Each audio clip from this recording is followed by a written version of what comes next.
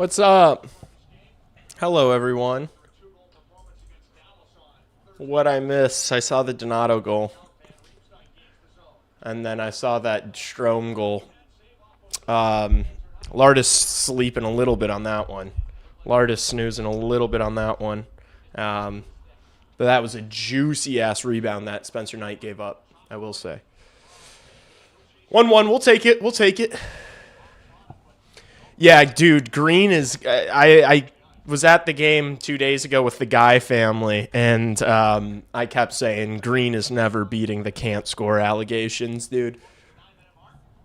That guy just cannot put the puck in the back of the net. Wrong side.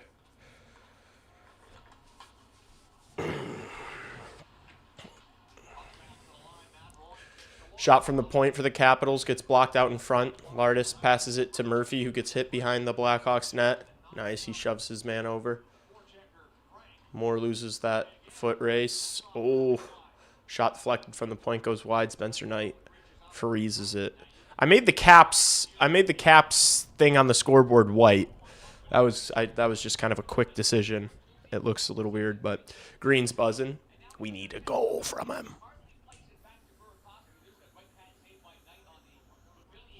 Whole lineup's been buzzing. Past few games, they're starting to figure it out. They're really starting to put it together.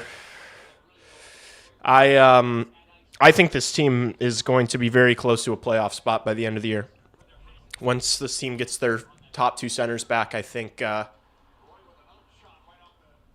going to start winning a lot of games because they're starting to be very competitive without their two best forwards, and that's a really positive sign. Here's Chikrin. Pass to Strome. Strome wrists one. Foligno blocks it. Levshinov driving forward. Here's Doc. Nice pass. Oh, Slaggert fanned on that shot. That was a really good look for Landon Slaggert, and he fanned on it.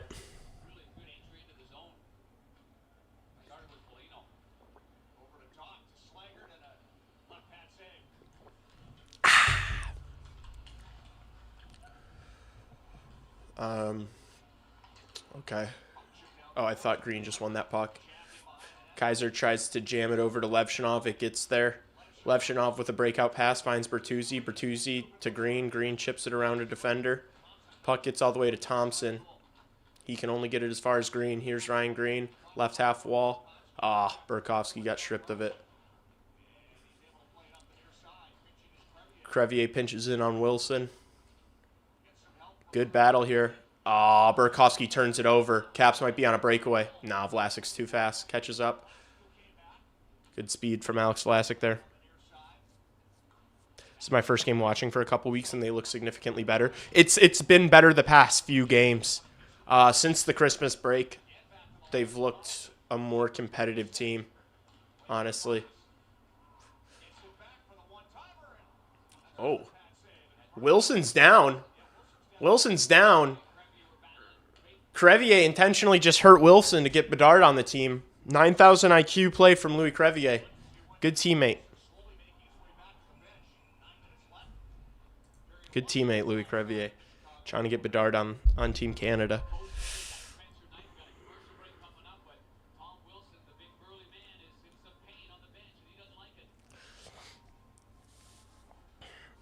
I was still connected to my Bluetooth. Who's in net? Spencer Knight. Blessing in disguise, yeah. Tom Wilson hurt. Damn, the Hawks ain't getting bullied tonight. I mean, they shouldn't either. What does my hair look like? Well, I've been outdoors all day long. I was in not central Illinois, but I was hiking south of Joliet. I was in the great outdoors. In the elements. I saw buffalo. Chad, I saw buffalo today, dude. I saw real life buffalo. Or bison. I don't know which they are. Is buffalo different from bison? I saw one of them today. Dude.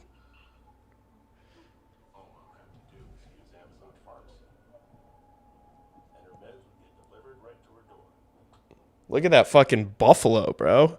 Look at how big its head is, dude. Look at how big that thing's head is. Same thing? Okay. Same thing. Yeah, I saw buffalo. They were crazy. I've never seen one that close before. Dude, their heads are like their heads are like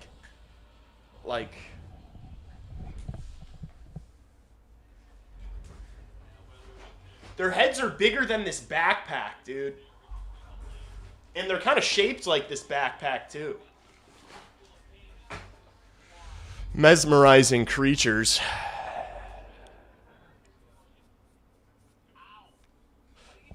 I'll go half on processing fees.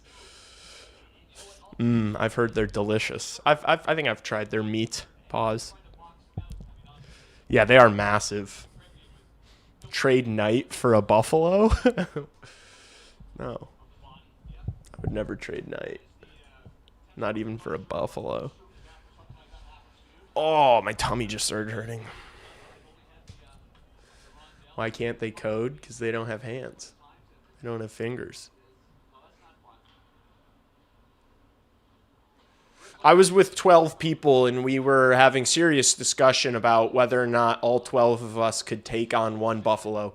12 people versus one buffalo. I think we would win, personally.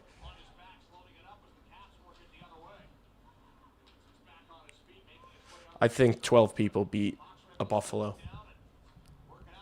Nice pass from Artie. Gets tipped. Thompson plays it behind his net. Good forecheck from Moore. Let's see if he can win the puck. He can't. Good passing from the Capitals D. They move it up, but turn it over as they try to exit the zone.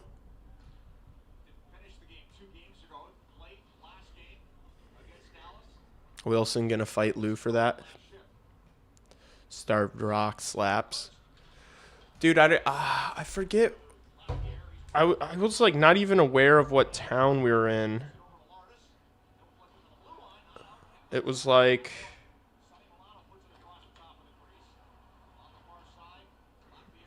where's Joliet?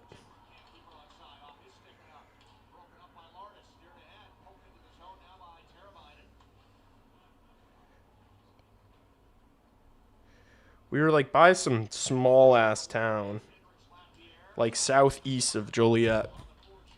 This like massive nature preserve. It wasn't quite like Morris, Illinois, but it was close to that. It's a hand-to-hoof combat. Dude, my thing is like, what is he going to do? Try to kill all of us, you know? Is he going to stop till we're all dead?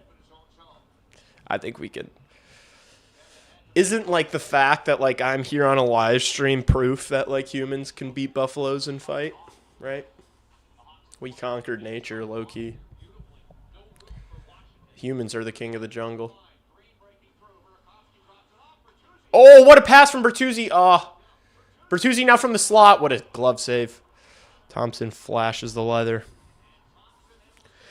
It wasn't Ottawa. It was east. It was like east of Ottawa.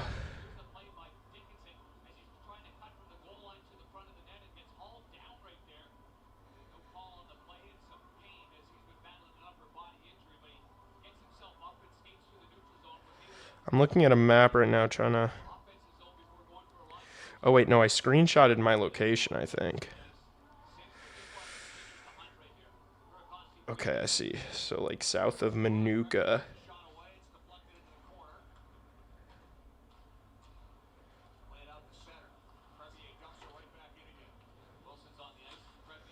I think we were by... we were, like, in Wilmington. Like, right outside of Wilmington, Illinois. Oh... Really good look for Bertuzzi. Chat, we were by Wilmington. Yes, Wilmington, yes. Cold Stone Steve Ice Cream, nose ball. Wilmington. Damn, you guys know your, like, central Illinois towns. How, dude, to be honest with you, I was just along for the ride. I was just in the back seat of the car. We drove to... seemingly what was the middle of nowhere to a nature preserve. We were walking around this park for like a really long time. Dude, they had this place that we were had these like these old like munitions bunkers that like held munitions from like probably like World War II or some shit. They were crazy. And they were as far as the eye could see. It was like a couple miles straight of these like bunkers that were like, they were crazy. They were like cement fronts. If you follow me on Instagram, I posted a picture of one from the front, and a couple of them didn't have doors on. It was like these, oh my gosh, they were like these little, I'll show it on intermission, honestly. I took a bunch of videos. They were crazy, dude. Yeah. The bunkers, yes, dude. Yeah, so we were inside those doing like Gregorian chants, like the oh, it was gnarly. Good time. Good pass from Crevier. Dickinson, sharp angle shot, misses the net. Vlasic keeps it in, and it goes off the glass and out of play. Sound goes forever. Yeah, it was crazy. And we would like have like one person would be like, I would be in one corner of it, and then like my buddy would be in the other, and you could like whisper to each other, and it like goes over, and like you can hear whispering from like 40 feet away. They were nuts. There was like a bunch of graffiti in them.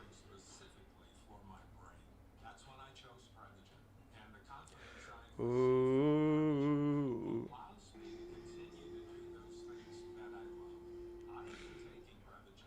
Yeah, dude, this shit was sick.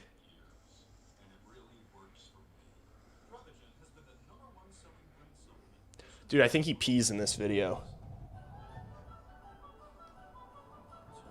Dude. Hopefully I don't get banned for this on YouTube.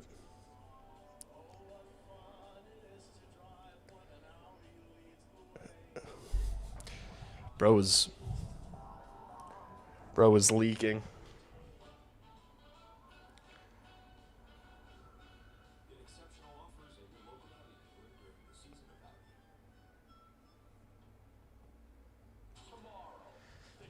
Dude, look at how nuts this was.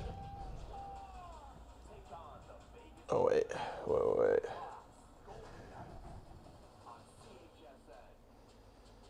I could just, like, pull this up on my computer, but that's so much work. These were, like, inside the bunkers.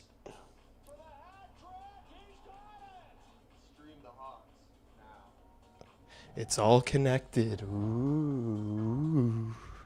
Spooky. Bedsy shooting again? That's a W. Wilmington's the farthest town south that we deliver to. Not in my territory.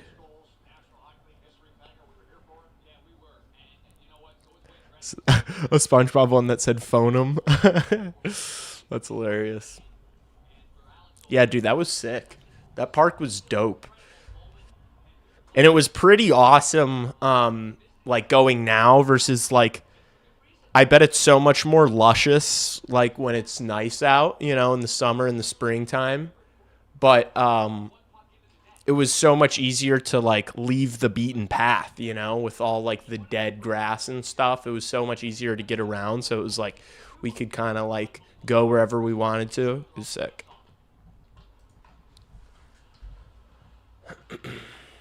Good defending there from Matty G.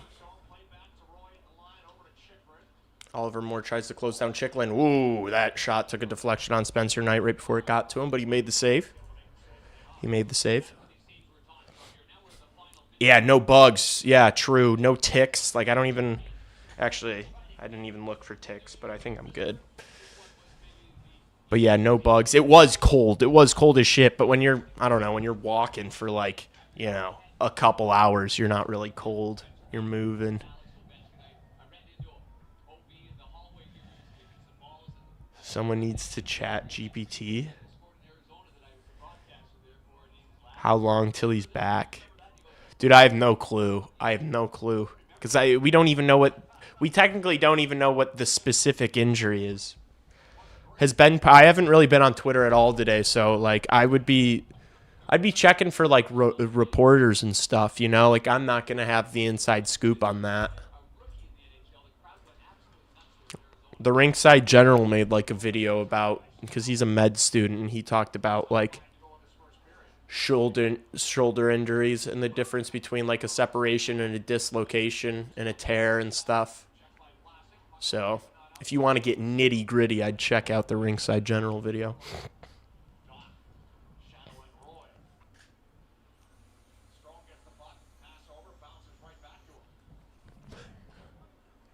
Caps dump it in. Knight wasn't able to reach it behind his net. Doc tries to ring it around for Vlasic. It goes past him. Oops, sorry. Breakout pass to Doc.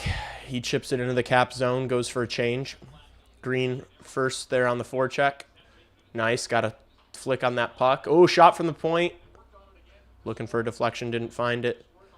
Here's Bertuzzi. Chips one to Burakovsky. It goes past him to Green behind the net. If Green settled that for a second, he might have been able to find Bertuzzi in the slot there. Burakovsky dumps it in. Thompson plays it behind his net. Caps break out. They dump it into the Chicago zone. Goes past Spencer Knight. Oh, no. Oof, almost a turnover there from the Hawks. They get away with it. Hawks going to go for a change.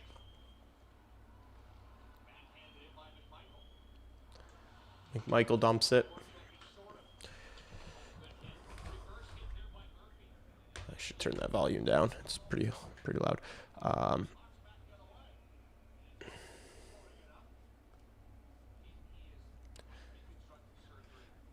Should we do a cold hike together?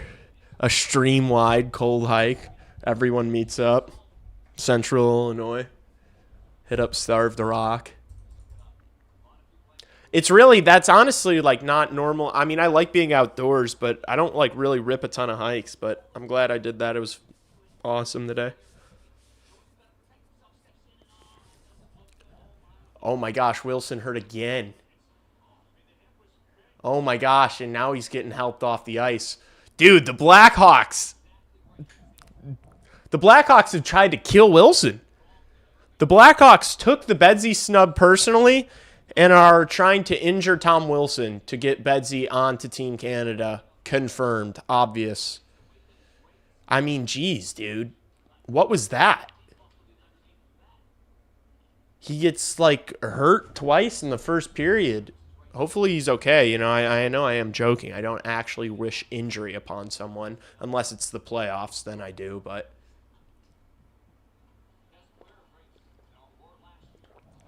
But it's not the playoffs, so I would never wish injury. Oh! Donato was so close to scoring again there. It goes just wide. Oh, no. Oh, thank God. He misplayed that. Caps just had a really good look. One-timer.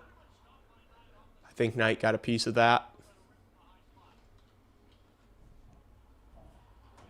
Roy kind of just muscled Mikheyev off. Dickinson got his ankles snapped at the blue line. Kaiser gets on the puck. Cuts back.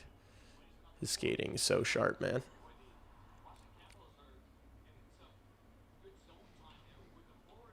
Wilson gone. Didn't look good. Yeah, no, it didn't. Needing that much help to get off. Probably an ankle. Lardis with a good pass back to Kaiser. Kaiser doesn't really have any option. Throws it back to his netminder. Levshinov tries passing it to Lardis. It doesn't get there. Teravainen is going to get the puck in some open ice here. He just chips it in. Oh, great play by Moore. Oh, wasn't able to get the pass to Lardis in the slot, though. Love to see Oliver Moore battling like this on the forecheck. Really good work from him. Vlasic pinches. It gets past him. Ends up in the Capitals bench. We got a whistle. 1:15 left in the period. All tied up. 1-1.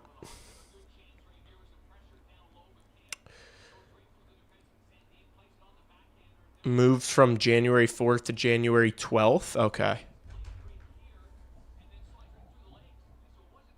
Oh, so we have a date, though, and that date is January 12th.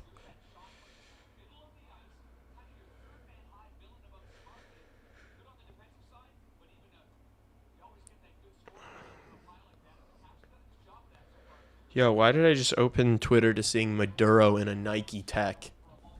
They kidnapped the leader of Venezuela and put him in a Nike Tech. Okay, that's what we're doing. Bedard. Let's see. Let's see what the reporting is.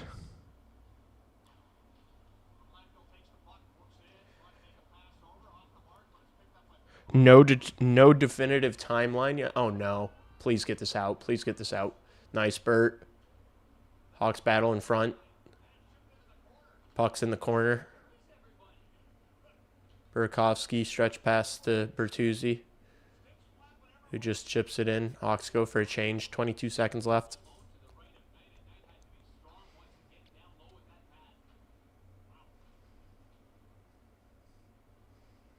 I'm starting to agree about the Bedard silver lining thing. Yeah, dude. This team is like literally got forced to play better hockey. And let's take a, you know what? And let's take, you know what I want to do right now with all of you? Before we pull up any videos or any highlights or anything, we're going to do this. We're going to take a peek at this together.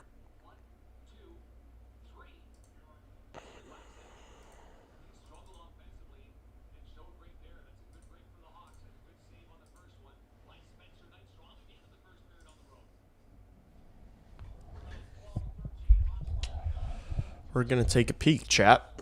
We're going to just see what's going on. Let's just see what's going on. I'm curious. 37, 43. All right. 6 points out. 6 points out. Game in hand.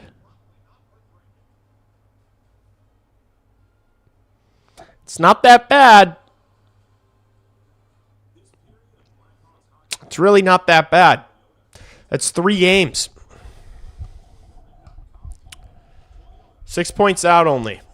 They're getting Bedard back in, you know, whatever, hopefully a week and a half. Just saying. I'm just saying. Can we get rid of Dickinson already? Can we get rid of our current 1C? I don't think the Blackhawks are in any rush to be dishing centers. I don't think the Blackhawks are in any rush to be getting rid of centers, considering their first 2 are injured. Jason Dickinson has been playing very good, important hockey these past few games. Dude, what did these random haters just get in here from? 72 and 55 got to be the worst defenders ever. Hawks need to hire a real defensive coach next year. Which is it? Is it the players or is it the coaching staff? St. Louis goal differential minus 39. Holy shit. Yeah, that's shocking. Wow. That's so bad. And Winnipeg's just been, I mean, bottom, and they're just minus 9.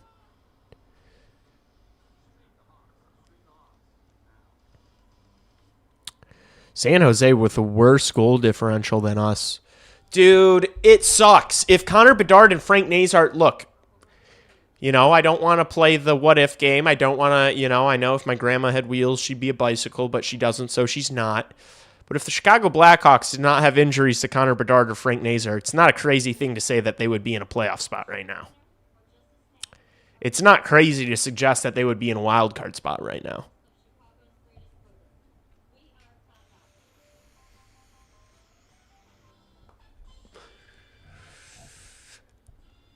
If Bedard never gets injured, they at least have 4 more points than they do right now. You know? They're 2-6-1 since Bedard got injured, right? 2-6-1. I think they win 2 more games. I think they get 2 more games out of that, you know? They're at worst 1 game out of a playoff spot.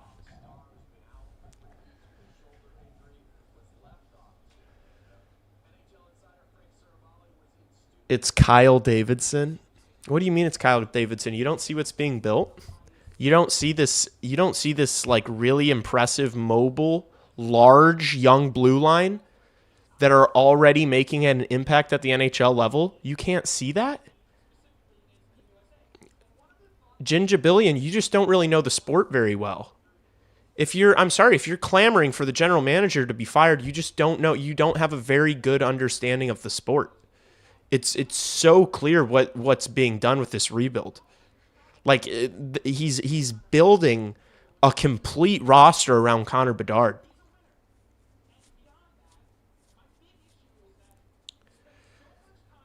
They've got like 8 NHL quality defensemen under the age of 24.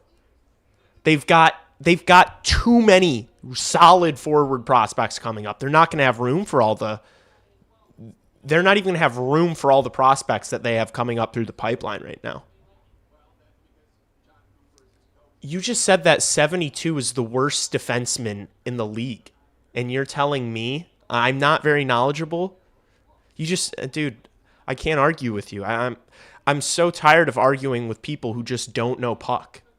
Like, you just don't know the sport very well. You're freaking out. This team's 6 points out of a playoff spot. This team's 6 points out of a playoff spot without their 2 most important forwards. No, he doesn't know ball. He obviously doesn't know ball, Scott. Scott, he obviously does not know ball. This is not a ball knower. I'm sorry. I'm done pretending like the people who are like rage baiting, like calling for Kyle Davidson's head. I'm tired of pretending like they know what they're talking about. Like, it's so. I'm done engaging in discourse in good faith. I'm just gonna insult them. I'm just gonna like point out the obvious, which is they don't know what they're talking about. Like, what's the point of me trying to explain to someone that like these guys are talking about defensemen who haven't even played a year in the NHL and saying that they're ass. It's like this kid is either arguing in bad faith and talking shit, or he doesn't comprehend that defensemen take longer to develop.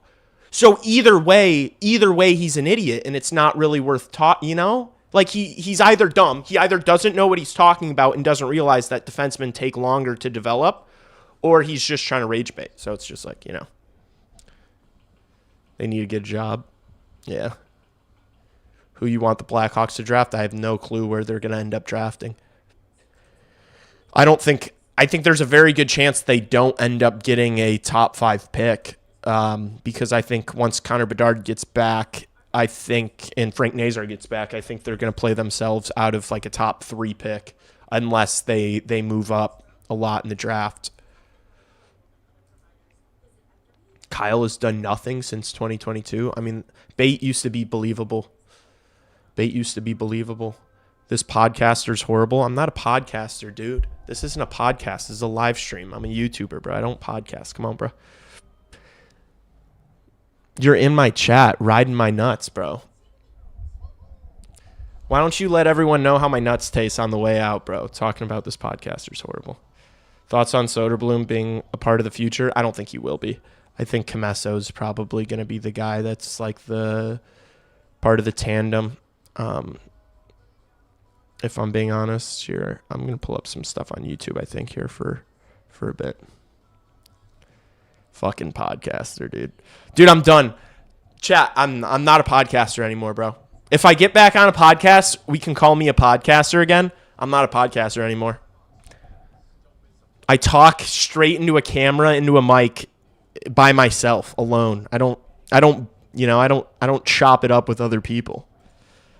I just yell. I'm not a podcaster. I honestly think calling me a podcaster is giving me too much credit. I'm a commentator. That's what I am. I'm a commentator. I'm a YouTuber. Yeah, Tara, I'm a YouTuber. Can we come over? Yeah. Yeah, you guys can come over.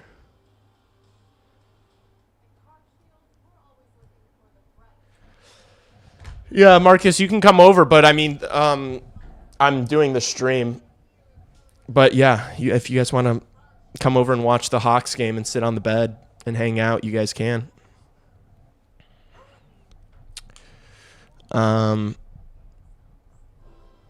Frank should change his number to 73. I don't know what that means.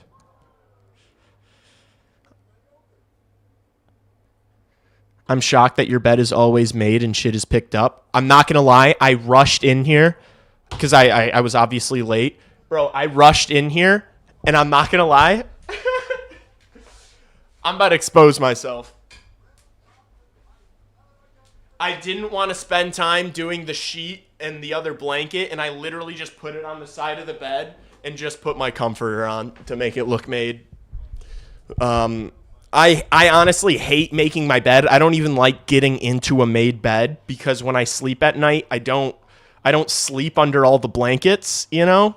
So I don't even like having a made bed. So normally my bed is never made, but because I stream in my bedroom, I always make it for streams and videos.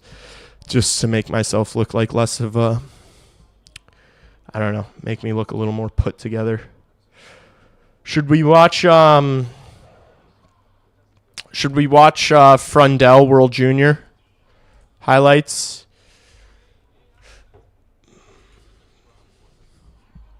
The clock's running? Yeah, it's the intermission clock. Wait, was there games today? World Juniors games today?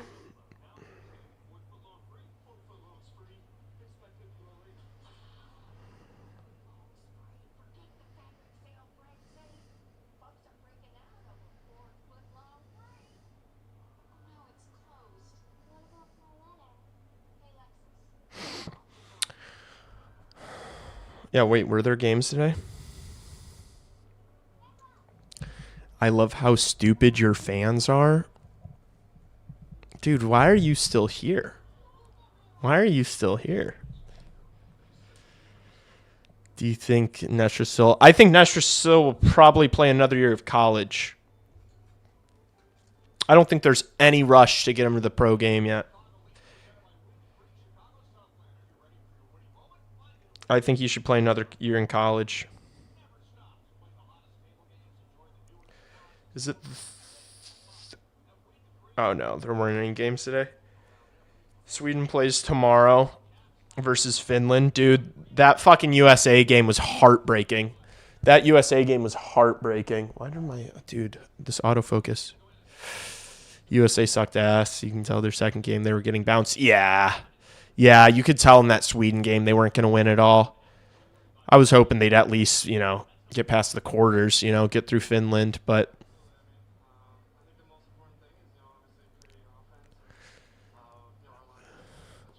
Can't we just mute Jinja?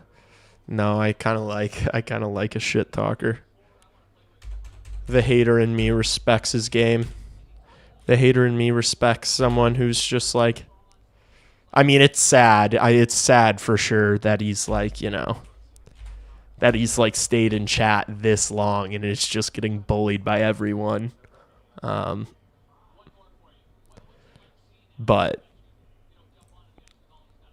I don't mind people shit talking me at all. I don't mind it one bit. It doesn't bother me. Okay, if there's one AI site builder you need to meet, it's this dope tech from Wix. Dope text from Wix.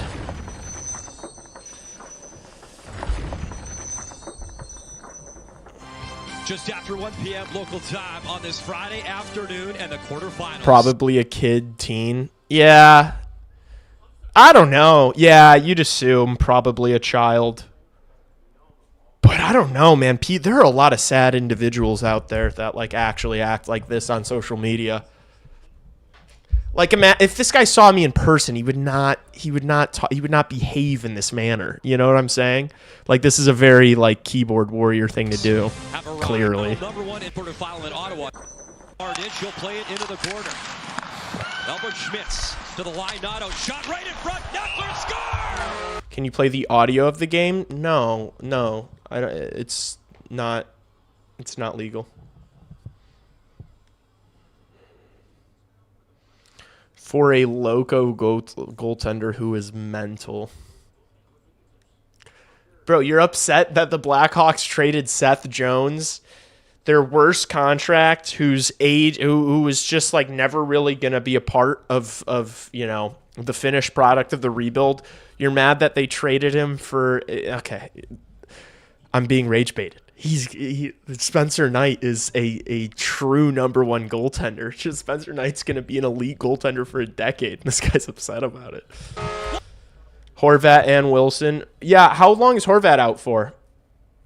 How long? Yeah, it's bad bait. It's really bad bait. How long's Horvat out? Bedard probably is going to end up making the Olympic team.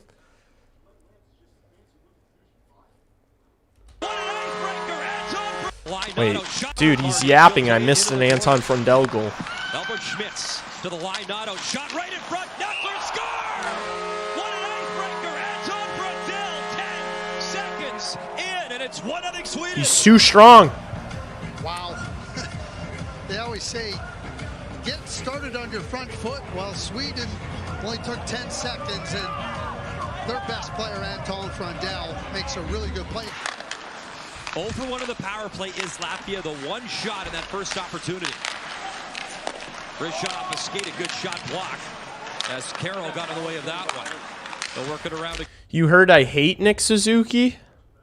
I don't hate Nick Suzuki.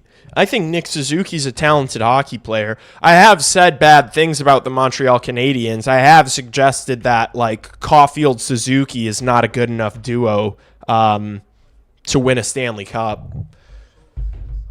Like I think Nick Suzuki is like, he's a really talented player, but I think he's borderline not a good enough center to win you a Stanley Cup. I have said things like that about Nick Suzuki, but I don't have any issue with him. He seems like a really good dude, and he's obviously a very talented player and a good two-way player. I do question whether him and like Caulfield are a good enough 1-2 punch to win a Stanley Cup. I think that the Montreal Canadiens have to hope that Ivan Demidov is like a true cornerstone talent, because if he isn't, I don't know if Montreal is going to have enough. But we'll see. They've got that Hage kid's looking really good, so we'll see. But yeah, I don't know if he's quite a good enough 1C yet to win a Stanley Cup. Blues GM will call Bennett over Bedard. I understand why you'd bring I think the Bennett snub is crazy. Like, Cooper obviously fought to have Cirelli on over Bennett. I think that's insane, though. Like, especially with the way Sam Bennett played in the Four Nations. Like, he scored in the finals, you know? Oh, shit. Yeah, that's right. We've got Bears tomorrow. Wait, what was I trying to pull up on my computer? Oh, the stream. All right, let me play this.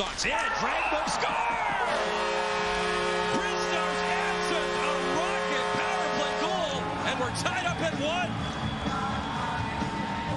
Craig, we talked about the power play, and they got their 6th of the tournament. Yeah, you nailed it, Brian. You talked earlier about the power play and how it's been a big part of their offense. And when you don't have a lot of high... Yeah, no, Diggs. This guy is not arguing. That guy was not arguing in good faith. He was just trying to rage bait. Like, that is truly the stupidest comment in the world. Like, why would they make that trade? You get Spencer Knight in a first for a guy who was on a bad contract that didn't want to play here.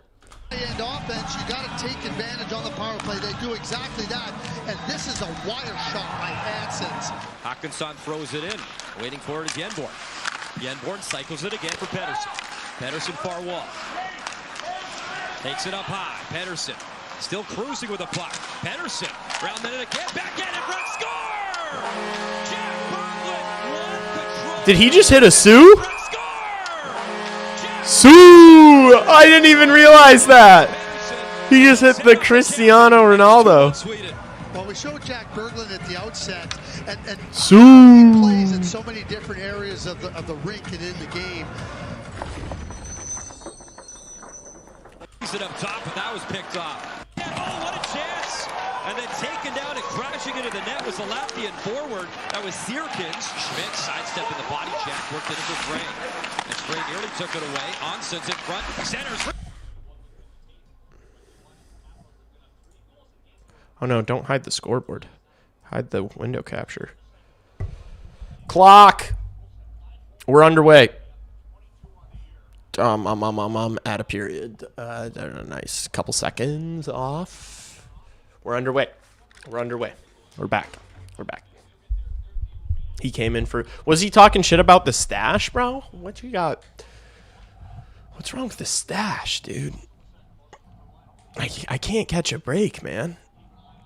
These people just... I did have a realization lately. I think I have a smugness to me. Dude, on the way to the place that we went to today, we stopped at a McDonald's on like 95th, like deep south side. And inside the McDonald's, there was this dude just like well, first of all, we saw a guy light up a cigarette and start smoking a cigarette in the McDonald's. That was crazy. And then there was this dude who was like, I mean, obviously, like mentally, you know, I felt bad. Like, obviously, had something going on, but he's just pacing around the McDonald's, and he was just like talking to himself, and I was like, uh-oh. And I was eating, and I look over at him, and he was like, he looks at me, and then just screams, "Fuck!" And he's like, "Get out!" And we were like, all right, guys, let's get out of here. And then on New Year's, I was at my friend, the DJ that I've told you guys about. He sold out Concord Music Hall on New Year's, and I was at his show. Oh, what a pass! Makiev's in. Oh, Thompson is, damn, what a save, dude. And this kid in the crowd tried to fight me. This kid tried to fight me because I got shoved into him, and he like pushed me, and I looked at him. I was like, dude. And then he tried to like. He was like, "What's up?" And I just started like smiling. I just started laughing. I couldn't believe it. And he was like about to hit me. And then his friend came over and like diffused the situation. I think I just have a very frustrating face. I think I have a look to me that just rubs people the wrong way. So I get it. You know, that guy comes in here. He sees my mug. He gets upset. You know, what can I do? You know, what can I do about it? Grizzly dumps it in. Lardis on the forecheck. Just out of the reach of Moore. Good pinch there by Grizzly. Puck goes all the way around. Levchinov was on the other side. Puck hits out of the zone.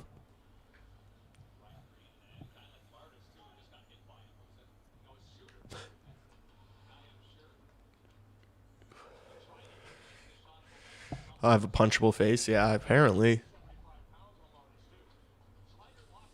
Nice. Great work by Foligno and tight. Oh, Kaiser. I don't even know if that deflected. I think Kaiser might have just absolutely skied that thing. Banda, banda, banda. Banda, banda. If I didn't have a nose ring. Dude, I'm about to get an eye piercing or an eyebrow piercing, so it's going to get even worse. Dude, but at that show I was at, this other dude came up to me and he was like, dude, that mustache is sick. So, I don't know, man. I think some people just have problems. And I don't think I'm it. You know, I think they're just projecting. I think they're projecting their issues onto me. You know?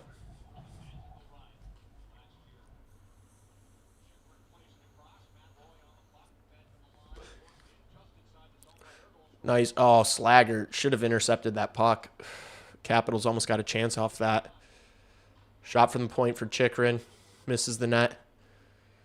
Good work by Doc to just use his body and shield that puck and get it out. Oh, and he just took one up high. Yep. Attaboy, Docker!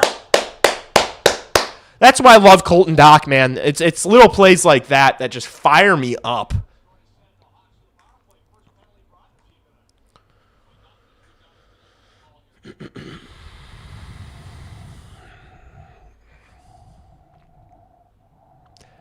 Panda, panda. The panda life. Everyone ends up singing the My Name is Pre-Panda song. Damn, dude, you've had that name for a minute. That song was what, like 2016? 2015? That was like early high school. I got broads in Atlanta. Pouring up, leaning the Fanta. Handlebar next? No, I don't think handlebars look good.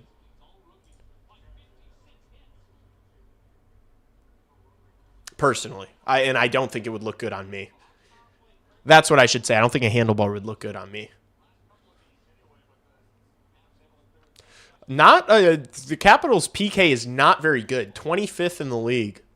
Let's see if we can get something set up here. Burakovsky carrying the puck up into the zone. Nice drop pass for Donato. Donato banks it off the boards back to Burakovsky. Back to the point. Here's Tyler Bertuzzi. Leaves it for Grzelcyk. Grzelcyk with a shot. Oh! It almost slowed down enough for Donato to get a great look there, but it just kind of rolled off his stick, it looks like. Nice keep from Grzelcyk. He gets it back over Burakovsky. Acts like he's going to go down low. Now he does. Bertuzzi back to Burakovsky. Was thinking about a cross-ice feed to Teravainen. Didn't risk it. Passes it down to Bertuzzi. What a pass. Oh, my gosh. What a pretty goal. What a goal. Bertuzzi with a sweet cross-crease pass to Teravainen. The patience from Teuvo Teravainen. What is this, like 3 goals in 3 games now for Teuvo Teravainen? Everyone criticizing him, saying he doesn't shoot. How about that for a 3-game goal streak? Let's go. Blackhawks back up. What a pretty goal on the power play. The patience there from Teuvo.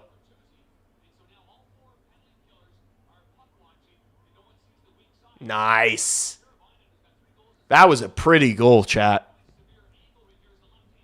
Oh, Teuvo. That was nasty work from Teuvo Teravainen. Boom. Back up. I don't have the Elite Prospects app. I just Google it. I just Google it when I need it. Is it good? Should I get it? Ah, Vlasic, right idea. Poor execution. Caps break out with numbers. Here's Strome into the zone to Ovechkin. Gets it back from Ovechkin. Good hit from Jason Dickinson there.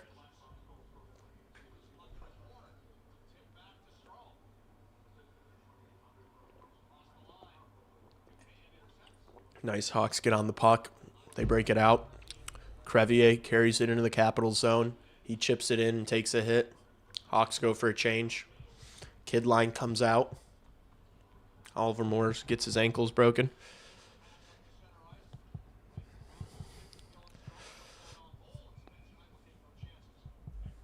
Bedard might have to catch up when he gets back. These guys are maturing. I don't think it'll take him too long. Something tells me it won't take Bedsy too long, but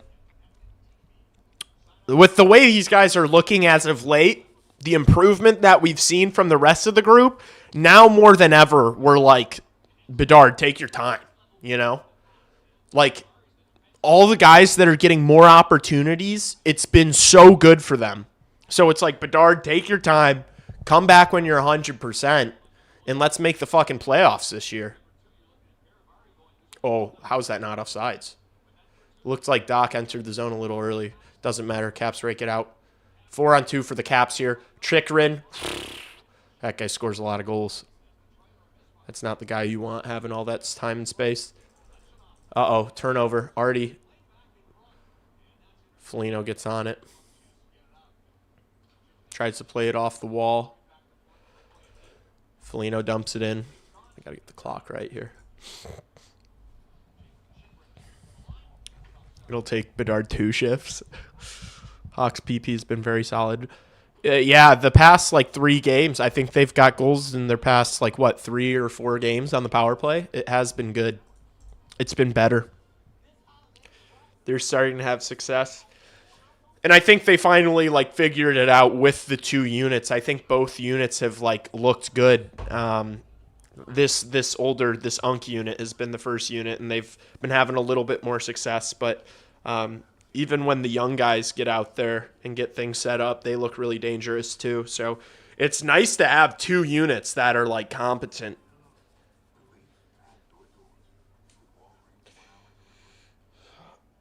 I miss Frank.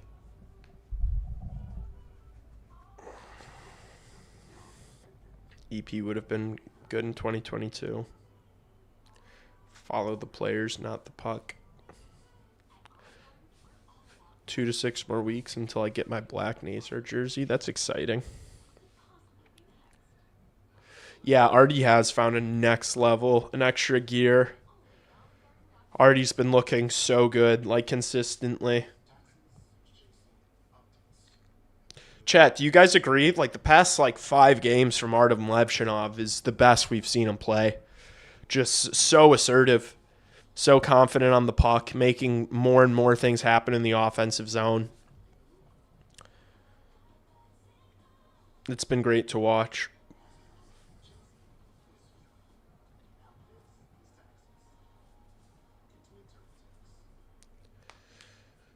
I don't follow the puck. I follow the offense and the defense as a whole. Yeah, I puck watch too much when I'm watching hockey, to be honest with you. I don't watch the whole play as much as I should. It's so easy to just follow the puck. Artie is starting to party.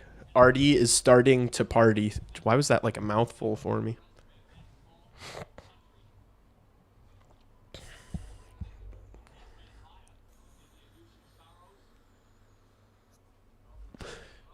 That entire gold shift. Yeah, dude. He was all over. I'm pretty pumped that I got to see that. Thanks to the Guy family. I got to see. Oh, more! Oh, saved by Thompson. Really good look for Ollie.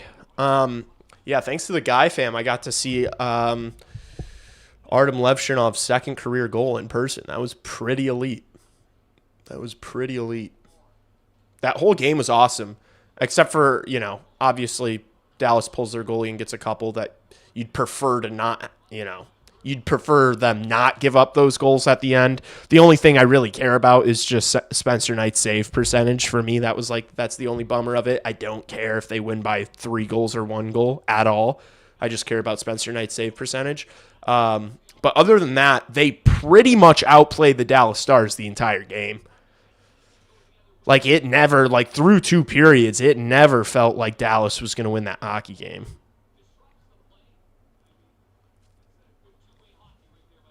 First ever power play goal? Yeah. That was sweet. And we had, a perfect view of it, too.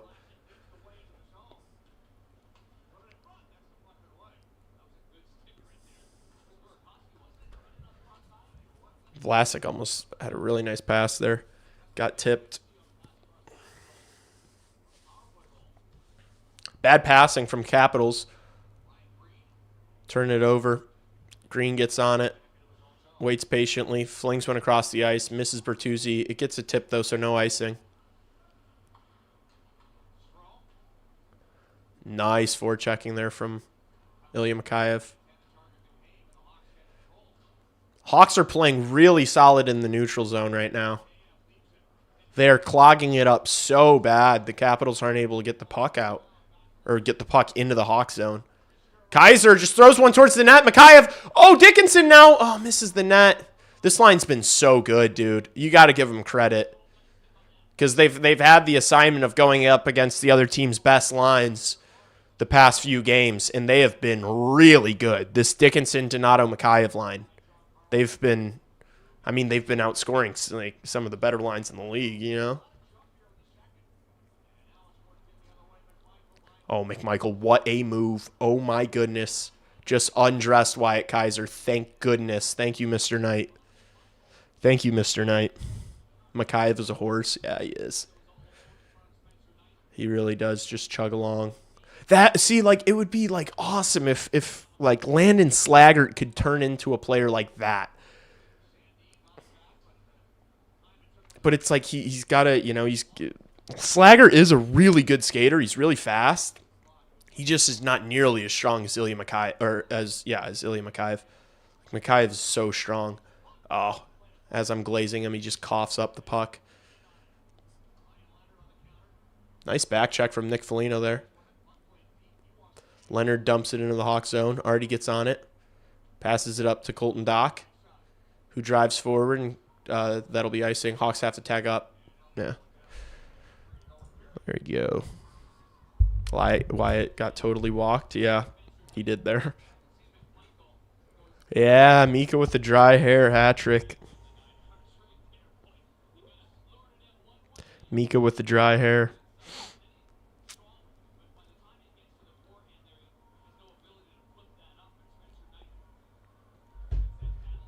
It's ridiculous that Canada didn't pick Bedsy. Dude, he might end up going. He might end up going now with the Horvat injury and now Wilson getting injured in this game. Wilson, that Wilson injury did not look good. There is a very good chance Connor Bedard still ends up going to the Olympics. Which would suck, dude. If Bedard ends up going and then ends up playing like a really meaningful role, it's going to piss me off even more because it's like these fucking Canadians don't deserve this. Like they made their decision and they made the wrong one. And if they get bailed out by an injury and then Bedard goes and like lights it up, that'll piss me off. But it will allow me to say I told you so, which will be cool. I've talked so much, like I have argued with so many people in the comments of my videos and on Twitter over the past like week and a half over like the overall Blackhawks rebuild and Connor Bedard's finish to the year and like the Olympics that like I've set myself up to get absolutely hounded by the end of the season, or I can come on. I've kept receipts. I've made screenshots. You know, I've what's it? An elephant's memory. What's the saying, dude? What's 2 games in a row? I just spat. What 2 games in a row with this fucking glass? What's going on? Yeah, I've set myself up to like really get a nice "I told you so" and a bunch of like screw yous and stuff. So we'll see how things shape out. And I'll admit, if I'm wrong, I'll admit that I'm wrong. You know, I have no problem putting my hand up.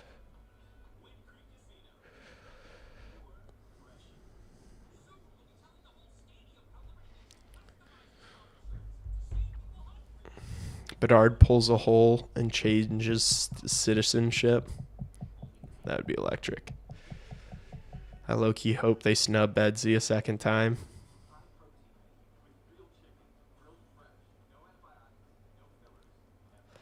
Online after the stream. Dude, why'd you say no to Marcus and Jackie? Now Marcus and Jackie are coming here. Yeah, I'll play. Connor, I'll play. But unless fucking Marcus and Jackie want to hang out for 5 hours. Artie is a kid. Dude, he's back. Ginja's back. Ginja? Is it Ginja? I want to pronounce your name right. I want to be very intentional to pronounce your name right. What? Dude, I don't know. They said that you said no to hang out with them. And Jackie texted me and said she can't take rejection twice. And so I said, yes, they can come over. She said, Connor already rejected us for Xbox. I can't take another rejection. All right, dude.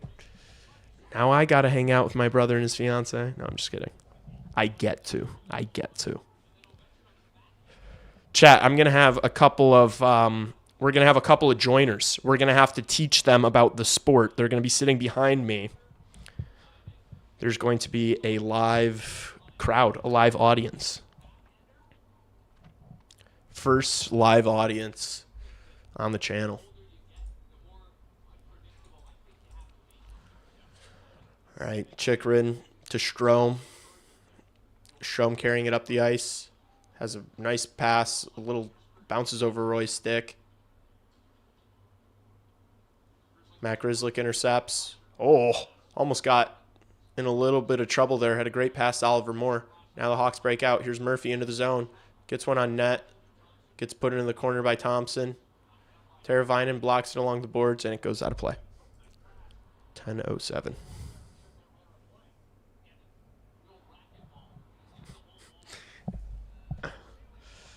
Connor, you should just come over.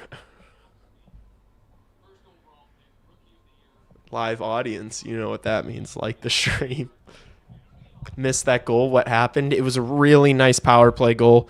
Bertuzzi cross crease pass to Teravainen. Teravainen gets the puck, takes like a second and a half, just outweights Thompson, and then just absolutely roofs it over his glove hand, short side. Really, really pretty goal. Great execution by the first power play unit. And Colton Dock drew the penalty on a really good play, carrying the puck out of his zone. Just a strong play, and he got interfered with and drew the penalty. So really, just really great work from the Blackhawks all around, to be honest with you. Pressures on having a live studio audience. I mean, it's my brother and his fiance. It's not really any pressure. But yes. Oh! Burakovsky almost gloved that thing down right in front of the net. If he could have Marian Hossa styled, throw that on his stick, that would have been sweet.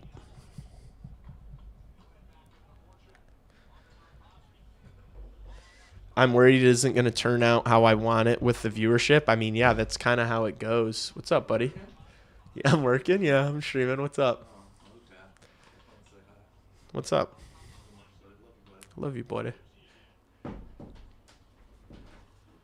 Pass back to the point. Burakovsky gets it back to Bertuzzi. Oh, nice pass. Oh, Burakovsky couldn't find Green in the slot there. I guess it was like right above the crease. That was like in the net almost. That wasn't even the slot. That would have been a grade A look for Green if he could have gotten the puck there. Hawks playing, I think, a really good second period so far. It feels like they've just played a lot of this in the Capital zone. I guess the shots on goal don't really tell the tale. I think it's because the Capitals have blocked a bunch of shots. But it's felt like most of this possession has been in the Capital zone. Oh. Dickinson takes a hit to make a play. But Penguin, I mean, dude, that's how it goes, brother. You know, you're not gonna get thousands of views right when you start the channel. Like that wasn't how it was when we started on Chicago Hockey Radio. Like it starts slow. It's not easy. You've got to grind for a while to like build an audience. You got to make content that people want to see. You know, so that's kind of, you have to be willing to put yourself out there. You know, I was posting Instagram reels of myself on my Instagram, you know, like trying to promote the podcast I was on last year, and like knowing that nobody that follows me, like I have very few friends that give the slightest shit about hockey. Like none of my friends, nobody that follows me cares about the sport really. And I put myself, you kind of just got to put yourself out there. You got to commit to it. Like if it's something you genuinely want to do, and if it's genuinely something you think you can do, like I think that's important too. Like, you know, I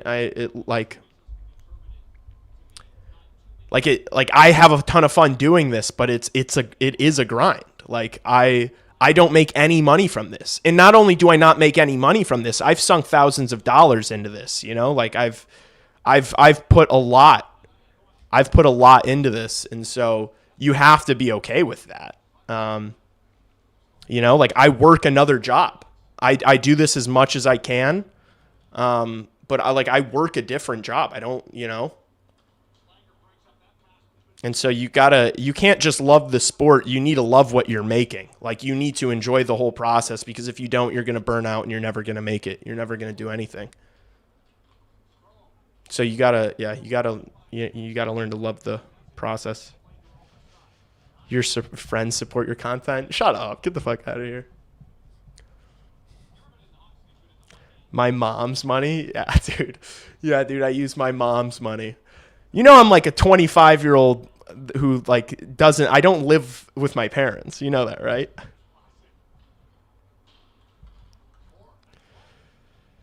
Yeah, the camera was a couple bands. That was the most expensive thing. You don't need a camera that costs a couple bands. And honestly, I wish I didn't get this specific camera. I do have Raven Gasser, who was the producer of Chicago Hockey Radio, coming over soon to help me out with the autofocus, because I honestly think I should have just gotten a webcam that was like better with autofocus. But I think that I'm just a pleb I think I just don't know how to use this camera. Nice. Teravainen should have just carried that puck. Oh, what a play there from Artem Levshinov. Oh my goodness. He's still on the puck. Let's see if he can make something happen here. Oh, dude, he's so... How does he still have the puck? This guy's hilarious. What is he doing? He's so funny. Here's the puck behind for Lardis. Oh, almost found Tavo. Slash, hello? Oliver Moore's stick just got swatted out of his hands. No call. Don't make any money yet. Yeah. I will. I mean, this thing's going to continue to grow naturally. Oh, Green's in. Oh, couldn't get the puck across for Burakovsky. This thing's growing like naturally, like with my... Oh no, Sonny Milano's in. What a move. Good save from Spencer Knight.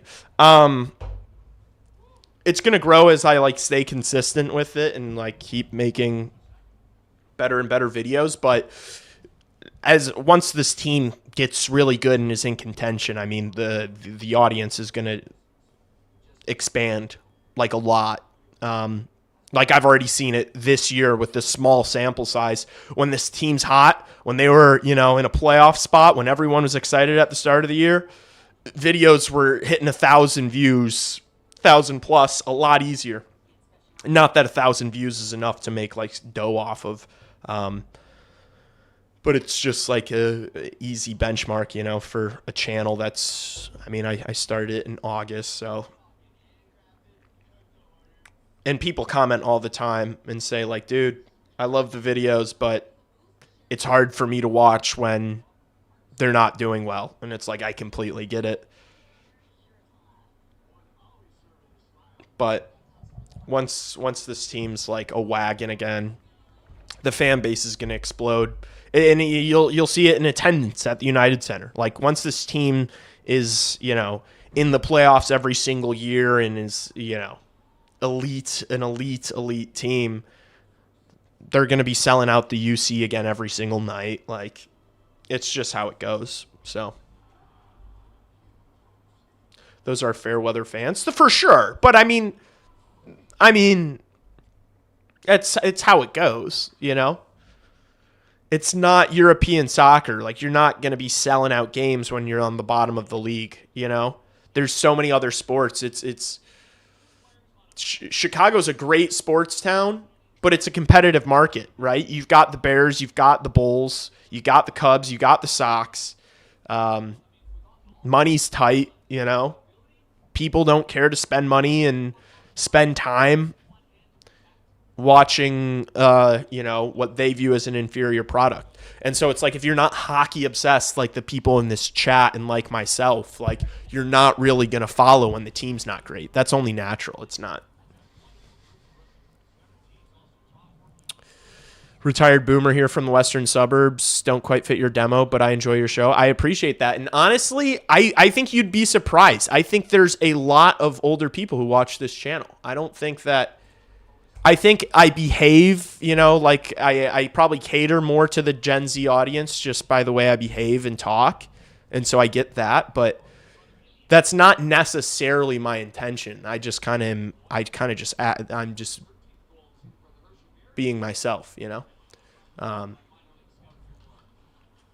my dad's in here. My dad's a fucking boomer. I'm not a boomer.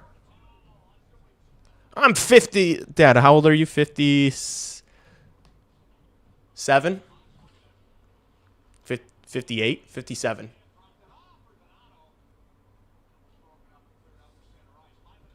$57?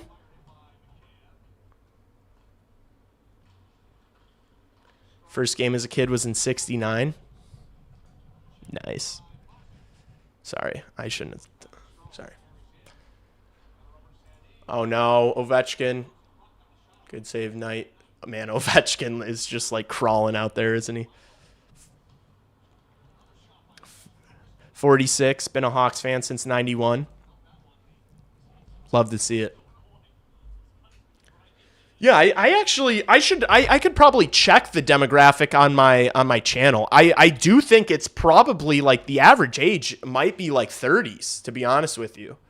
I really don't think that the audience is that young. I think maybe the chatters on stream are generally younger. But here's Ryan Green. Oh, with a nice shot. Good save, Thompson. Puck's still free. Burakovsky with a nice move. Grizzlick throws one wide. Oh! That one came off the boards and was on a platter there for Green. Dude, Ryan Green is never going to beat the can't score allegations, is he? Green, another big miss. Stop, Scott. Dude, leave me alone.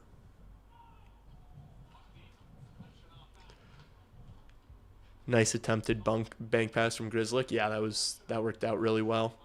I'm not a boomer.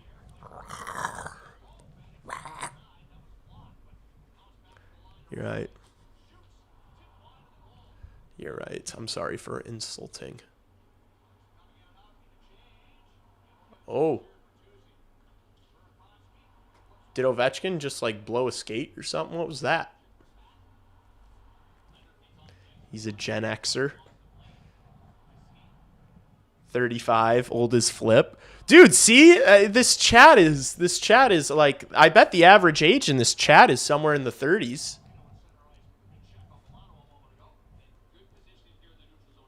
And I'd prefer that. I'm glad that my audience is not super young.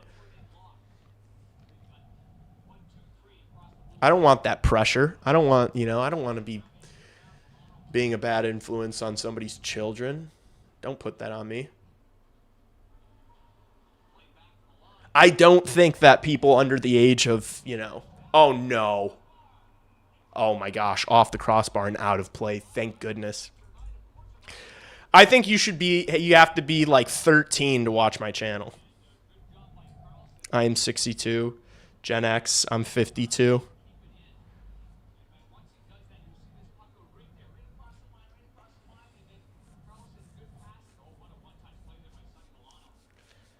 I'm not a part of the average yet. 3 more months.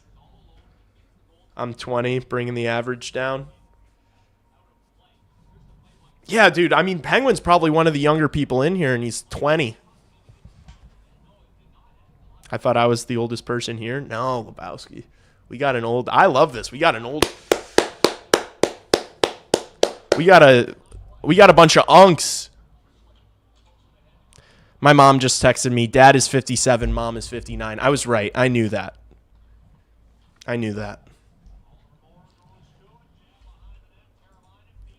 Oh, Grizzlick! Weird save from Thompson. He like almost got up too early, but he freezes it. I feel like the Blackhawks... Am I wrong? Did we kind of dominate that period? That felt like a very strong period for the Hawks. I mean, I guess maybe that's what happens when Wilson, gets injured and out of the lineup, but it just felt like so much of that game or so much of that period was in the Cap zone. Step aside, little man. 27. Turned 30 a week ago. Yes, happy birthday. Happy birthday, Lo.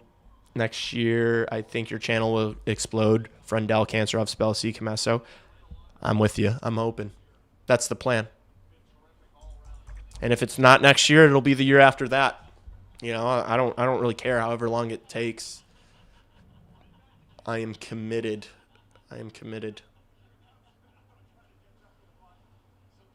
Nice work from Donato hawking that guy down. Good keep from Levshinov. Oh, puck almost bounced to Dickinson in a dangerous area. A great interception from Mikheyev.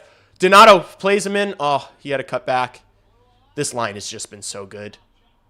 Get on your horse, Kaiser. Attaboy. He's so quick. Yeah. Yep. That could have been dangerous there. 39, 1 summer left before I'm officially washed dunk. Dude, people are calling me a washed dunk. I'm a grandfather. Dude, we got grandparents in chat. Shout out to all the grandparents that watch the Lee Grossman YouTube channel. You guys really make this thing go round. Oh, no. Oh, my gosh, I hit the post again. I guess the Capitals have hit the post 4 times this period. So maybe they've had better looks. It just feels like we've had so much more possession. We're possession merchants.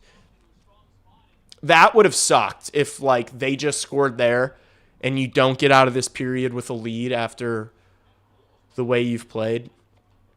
I'm sure there's going to be some nerd on Twitter telling me that actually wasn't that good of a Hawks performance. They got absolutely killed in the expected goals for department. Hawks trying to breakaway. 9 seconds left. Andre Burakovsky. Oh, blocker save. Logan Thompson. 4 seconds. Foligno. Get it on net. Shoot it. Shoot it. Ah, another save. Wow. A couple of really good chances then in the period. Don't score. Damn. Damn.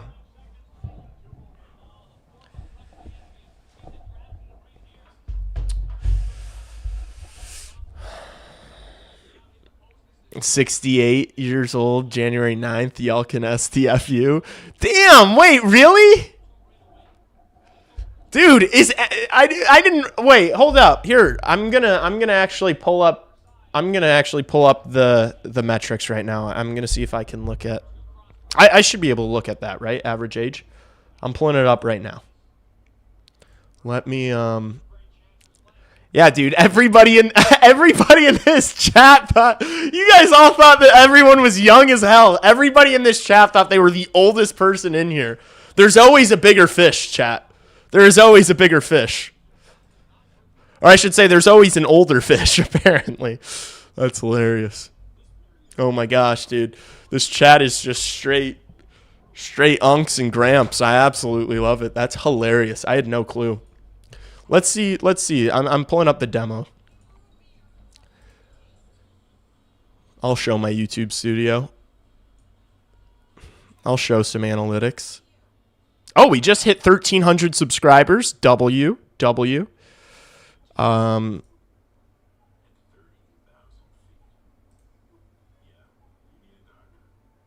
right. I'll pull this up. I don't think there's any like sensitive information on here. I don't really care. You guys know I'm transparent. Let's find out. All right. What? Did I just hear about a urethra on this commercial?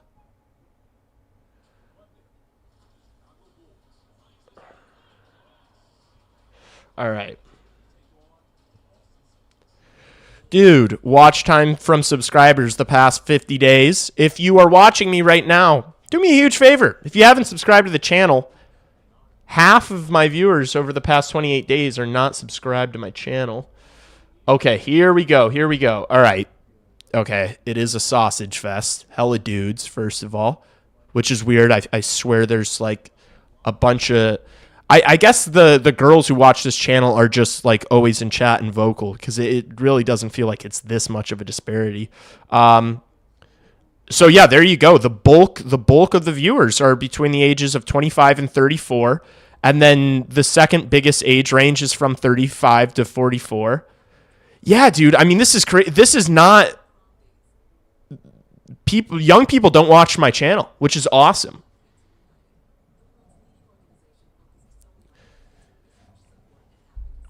Why don't you activate super chats? They are. I think they should be activated. They might have just gotten disabled because I didn't have something filled out in my I don't want to click on that. I don't want to. That's, I'm not going to show you guys that.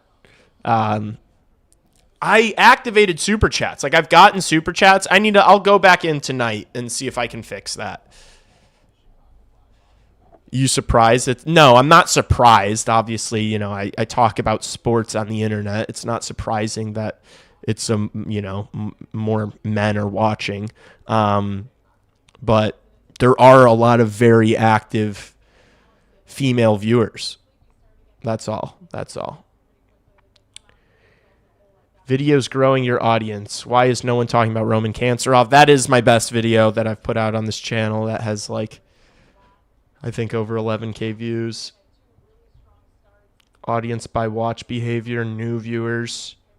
That's honestly good. You want to see a bunch of new viewers. Regular viewers, only 0.5%.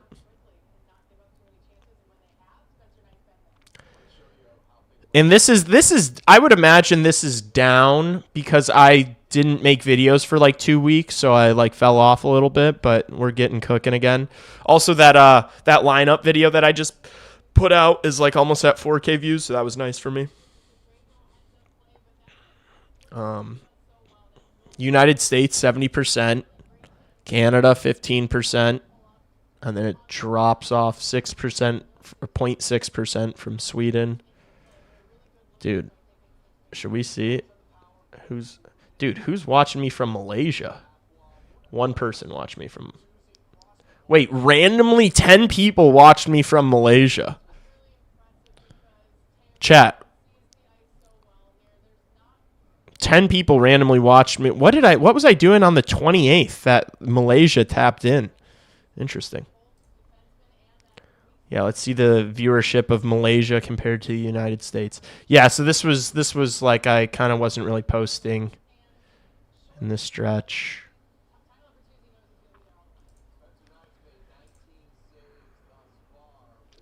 Yeah, see, so didn't really post much in this stretch, and it dips down a little bit.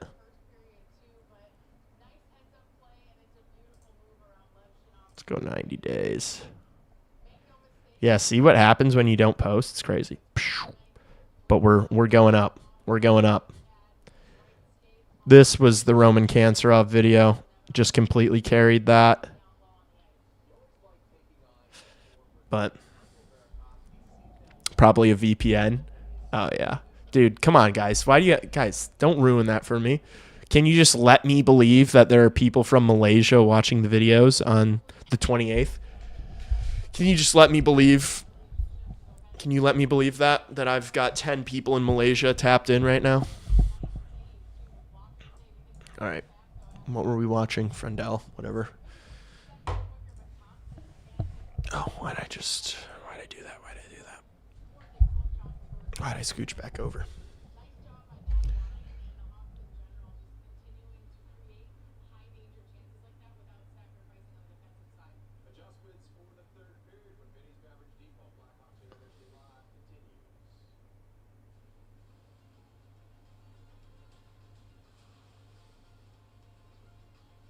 Sorry.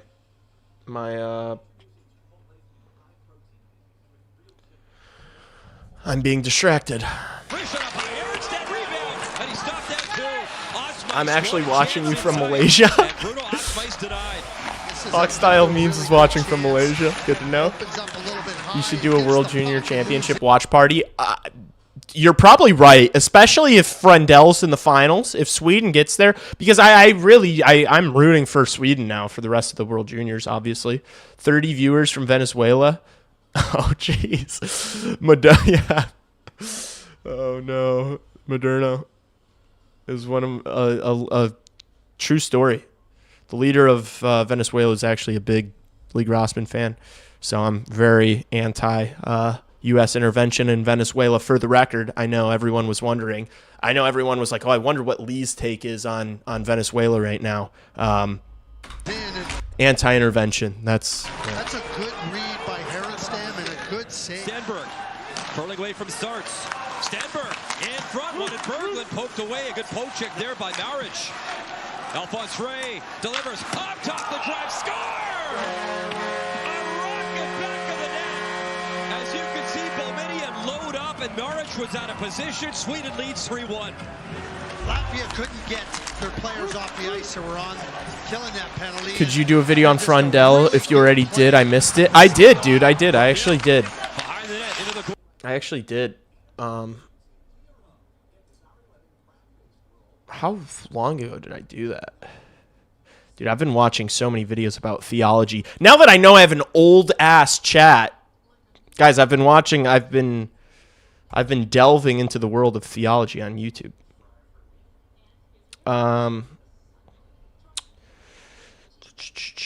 Where's my Frundell tape review? Here it is, 2 months ago.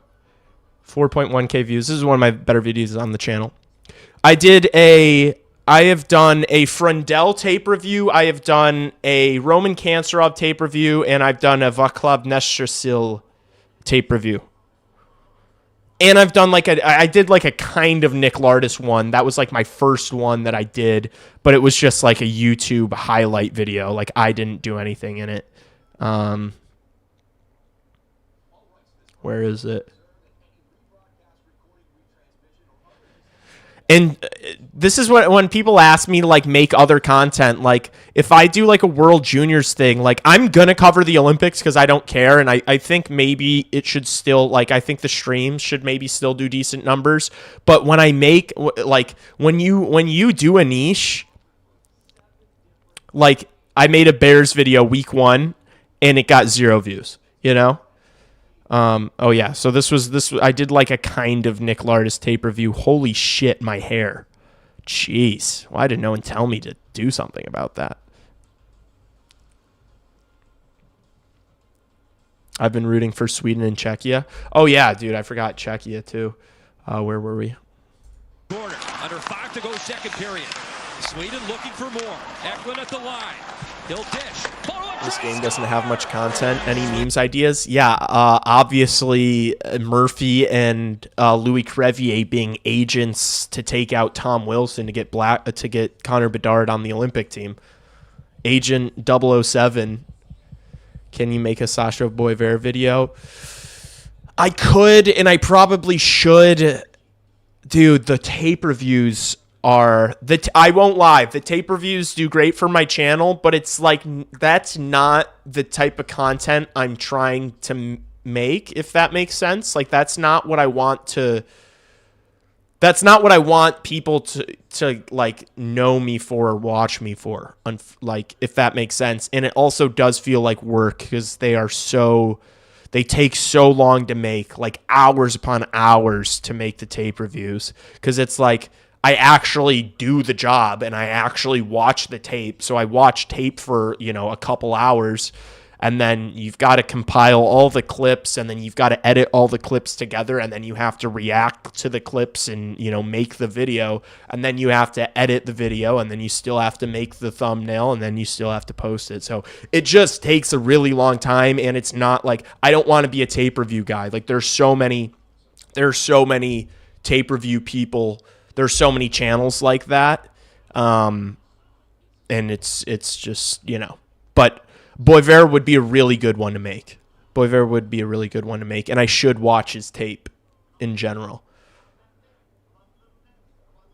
Hawk style memes. You don't have to say you're stealing it. I'm more than happy to suggest that for you. Cook something up.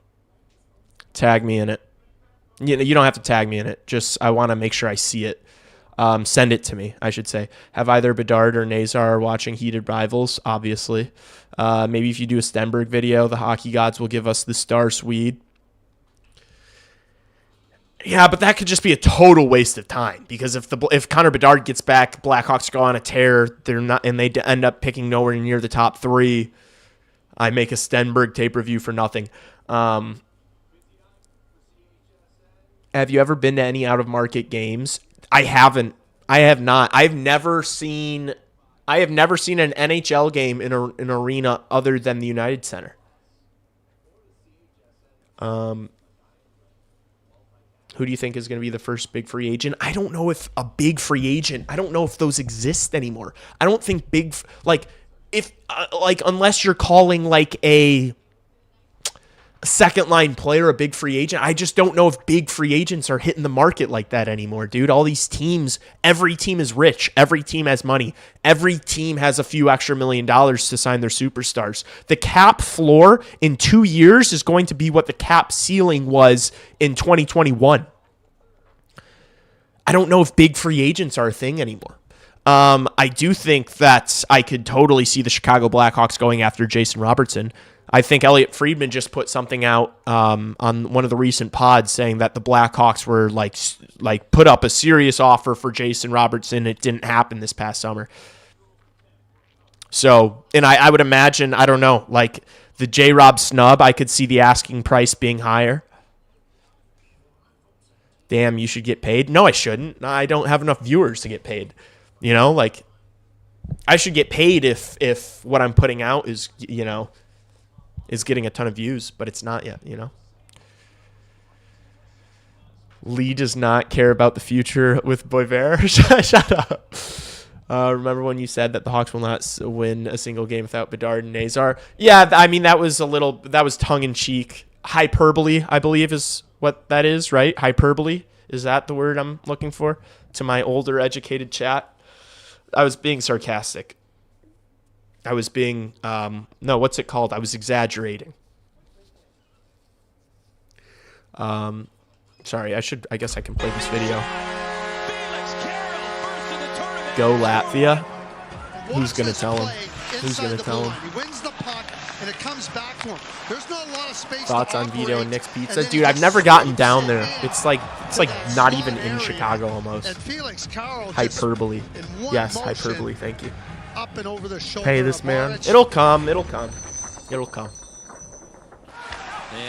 That's not how things work, though. You know, like I started this channel in August. You know, I can't expect for this to be my full-time job after what? How many months? August. I guess start of August. I guess August, September, October, November, December. 5 months, you know, I can't expect to, you know, get money off this after 5 months. Like, I plan on doing this for a long time. So like, you know, I'm not tweaking that I'm not making money off of 5 months. Canada. He does that too. Another upcoming. I was on a podcast, you know, grinding every single day last year, like tirelessly, you know, and we weren't even close to making money. Like, my audience is bigger than what CHR was, you know, and I grinded the entire season on that. Philadelphia Flyer. So I'm very aware this takes time. Bjork starts to give it go. Wrist shot, score! 5-1 Sweden as they continue to. Yeah, I mean, Chicago's the best city in the world, so. Best city in North America, in my opinion. Pour on the pace. I say that. I've been to like 8 cities, but I'm biased. But, I mean, Chicago is ranked like one of the best cities in the world. And it's been ranked like very high on many lists for several years in a row. So I'm not really talking out of my ass there. There's not a better. I'm convinced there's no better place than Chicago in the summer. And I don't think anyone can convince me otherwise. It's just such a good play, and Bjork comes through the middle here, shakes off the. But watch where he gives the puck to Cubs stream in the summer. No one will watch. No one will watch. I do have goals and ambitions of doing other things on YouTube. Wait, this was the snipe. Oh my gosh, dude. He's so good, that shot. Boom! Boom! This is what we have to be excited about. Look at this. There's no opportunity for the Latvian players to get over there. That puck delivered at the perfect time. He's gonna be one of these guys that people talk about as like the perfect hockey player. Like Anton Frundell is gonna be one of those guys that's like criminally underrated his whole career because he just does everything right. He's going to be so good. Montreal might be. Not having that. Look, I've never been to Montreal. I can't imagine. Dude, Chicago's just so beautiful. And I can't imagine the food's as good. I can't. I know Montreal is good food. I can't imagine it's as good as it is in Chicago. I just can't imagine that to be true. The food in Chicago is so damn good.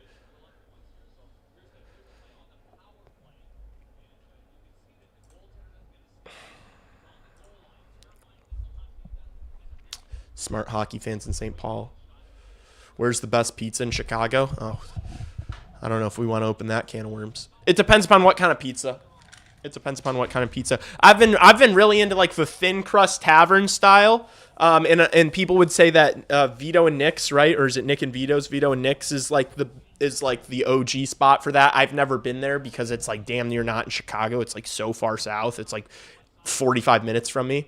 Poutine, come on. We're not doing this poutine thing. We're not talking about poutine like it's serious cuisine. We're not talking about that slop like it's real food. But there's this place pretty close to my apartment called Pizza Michi that just opened up. That's this like super thin crust tavern style that is unbelievable. So I think that's probably my favorite thin crust right now, like tavern style. And then for me, my deep dish spot is Lou Malnati's.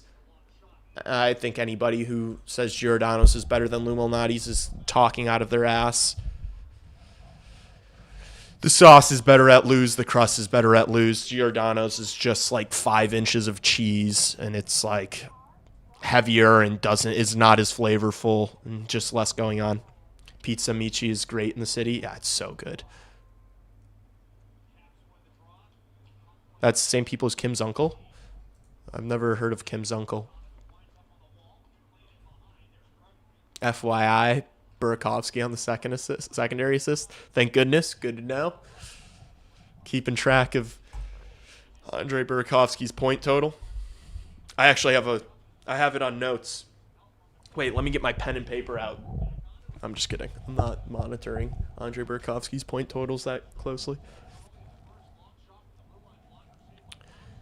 Archer and Pulaski fled the state due to it being an absolute tax hell.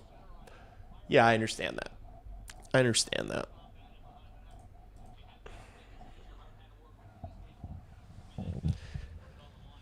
Tavern style's the best. I love it. I like super thin tavern style. I think I've realized as I've aged and matured, I think I've realized that super thin tavern style is my favorite type of pizza. A crunchy tavern style. Busselossin. Give Mr. Aiken an Oscar.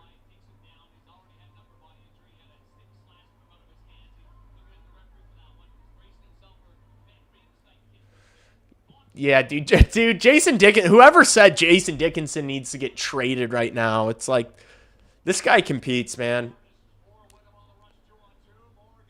I don't know if he's going to be back here next year. I said that he probably shouldn't be, and that's more about, like, I think it's time for young players to start taking up these positions.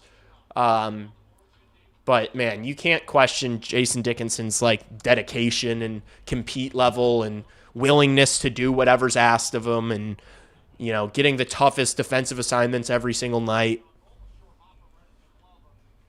Tavern style deep dish. That's a misconception about Chicago. Like, people think that, like, Chicagoans, like, deep dish is like our pizza that we eat, like, on the regular. Tavern style is the pizza of Chicago. Like, that's Chicago pizza is tavern style. Deep dish is like a here and there thing. It's like going to the Bean. Like, I don't go to the Bean. If someone's in town, you take them to the Bean. You give them deep dish. You know, it's like a tourist thing. It's like I'm not eating deep dish all the time. Although if it wasn't like as calorically dense as it is, I probably would eat it more frequently because I really, really do love. Uh-oh. Oh no, fuck. Which of these batteries is charged? Hold up. Batteries.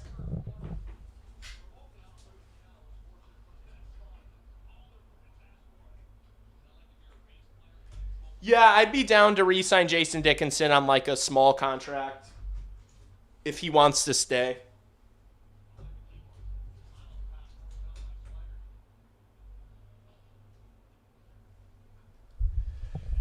But also, like, I could totally see, like, a contending team really wanting him at the deadline. If the Blackhawks aren't in a spot to, like, push for the playoffs. But the thing is what do you need? Do you really need more futures assets? Like, what? You've got so many prospects already. Like, do you need to compile more draft picks? Like, I would be okay with trading every single pick that we have this year to move our top pick up as much as possible. Like, I would package every single pick. Like, how many prospects? Oh, you know, or use them to bring in a big established player. You know, trade everything to bring in an established player. Like, at this point, you've got so many talented prospects. You don't have spots left. You have no more spots left on the D-core. You are running out of spots in the forward group rapidly. As you could probably tell from that lineup video that I did earlier in the week. If you didn't see it, you should watch it.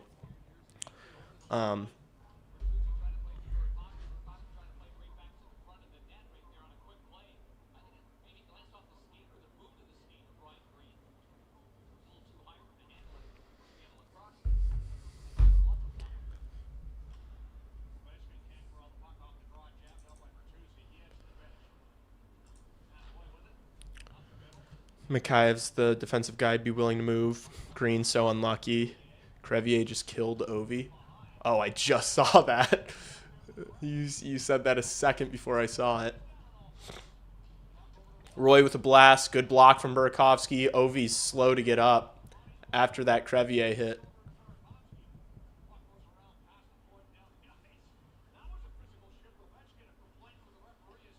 Ovechkin didn't like that hit. Crazy. Nobody on the Caps stood up to Louis Crevier. Nobody wants problems with 6'9". Dude, Louis Crevier could have been casted as Frankenstein in that new movie. That's how big he is. Nobody wanted beef with Frankenstein.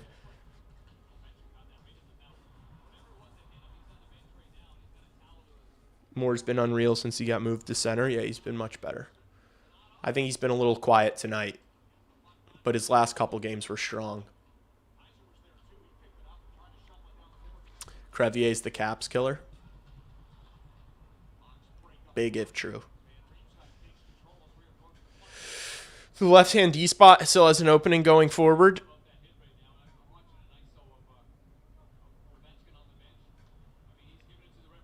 Well, no. I know, but I'm saying there's no more openings for like a new like, what are you going to draft? Are you going to draft another left-hand defenseman?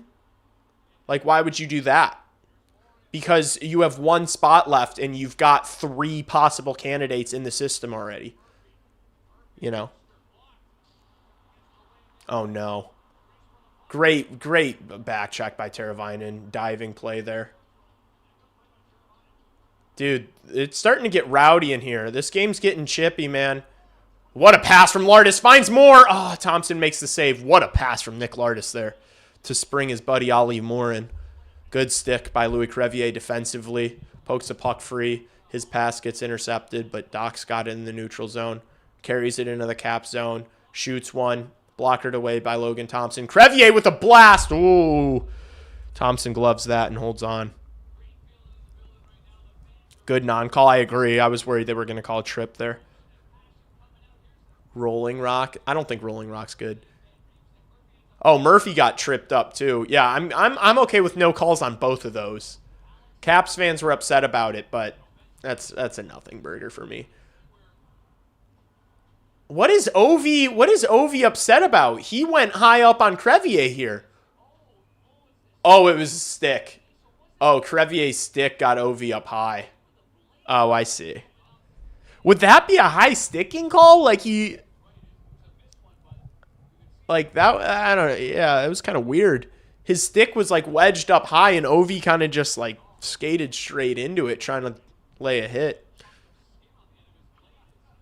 I guess we kind of got away with one there.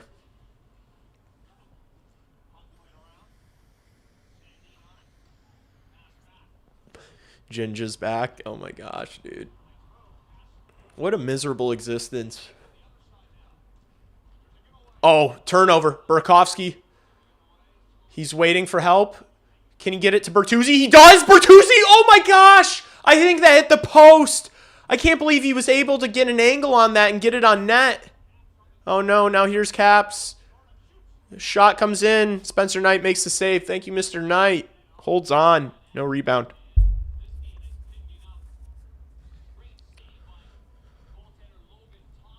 Crevier should have gotten 4. Yeah, maybe got away with that. I agree. But we'll take it. Oh my gosh, no, Thompson just made that save, huh? Wow. It was a high stick. We'll take those. Thank you. Thank you for getting away with that one. That's a pretty easy call to miss. You know, you can't tell because it happened so quick, and Ovi was the one who came in to lay the hit, and then he goes down. They're probably like, what the hell just happened?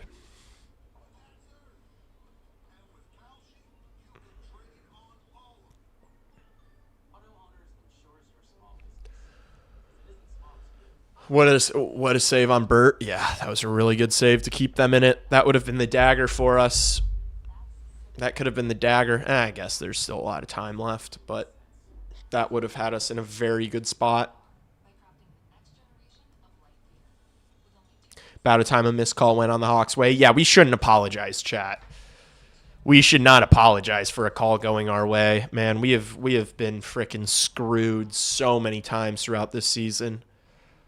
Like, you go back and look at some of those calls late and in overtime, like, that directly changed the outcomes of games.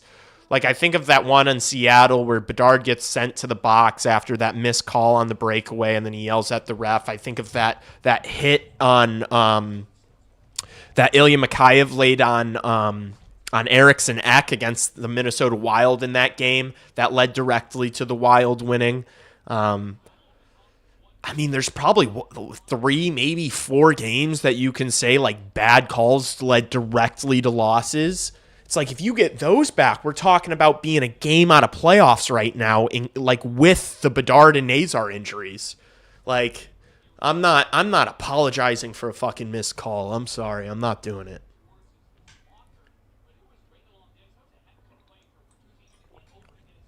What defenseman am I most impressed with? Yeah, Crevier's. I mean, dude, Crevier and Vlasic, I think, have been great all year. I think they've been great together. They both like developed the speed and the offensive side, which is kind of like what you wanted to see from them. And they've been utilized by the coaching staff. They've been up against the other teams, like, the toughest matchups every single night. Like, they are playing the toughest matchups every single night. And playing a lot of minutes. But, like, I think the improvement we've seen from Artem Levshinov over the past, like, I think he's looked like a completely different player over the past few games. I think he's probably improved the most, to be honest with you. Like, the way he was playing at the start of the year compared to now, I think it's, like, almost a different player. And Wyatt Kaiser just took a penalty, tripped Ovechkin. Didn't get away with that one. Capitals headed to the power play. Let's see if the PK can come up big here. Crevier's a monster. Yeah, he is. He's so big. Give Crevier the C already. Crevier a long-term piece. He should be. I would. How could you let a guy like that, who is that big, who is that fast, who's that long, like, he has all the makings to be, like, an amazing defenseman. I would like to see him be stronger, more physical, I would like to see him be tougher to beat around his own net, but, like, those are things you can get better at. Those are coachable things. You can't coach size, you can't coach speed, He's a strong guy. You just want to see him use it more. You can't coach the things that Louis Crevier has. You can't coach. Like, you're either born with them or you're not. All the things that Louis Crevier struggles with, you can coach, and we've seen him improve. And so, yeah, I have a strong desire to make Louis Crevier a long-term piece. Like, if you can have Renzel, Levshinov, Crevier on your right side, it's good, big right shot defensemen are hard to find. And we have 3 of them. So, that long pause. True. My fault. Oh, no. That puck got through Murphy. Nice play from Tavo to get that out. Green's able to get off, but I think that's it. Dickinson along the boards, loses the puck. It's back to the point. Ovi, one-timer. Good save from Spencer Knight. He was cheeky there. He went for the 5-hole. Knight was ready for it. Hawks going to get it out here. Tavo wasn't able to get it in deep. Try to make a pass. Should have just sent it the length of the ice. Here comes Chychrun into the Hawks zone. Banks it off the wall behind Spencer Knight. Vlasic gets it to Mikheyev, who throws it away. Oh my gosh, great kick save from Spencer Knight. Just saved the goal there. Mikheyev gets it out.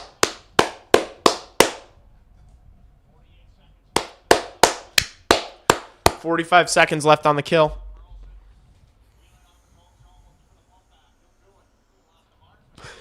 I agree with what Lebowski just said in chat. Here comes McMichael. Oh, no. What a save from Spencer Knight. Puck's still free. Good stick from Crevier to break up that pass. 24 seconds left on the kill. Slaggert helping him dig deep. Ovechkin has it. He makes a good pass. Oh, no. Another couple big saves from Knight. Where's the puck? It's still free. Spencer Knight gets back to his feet.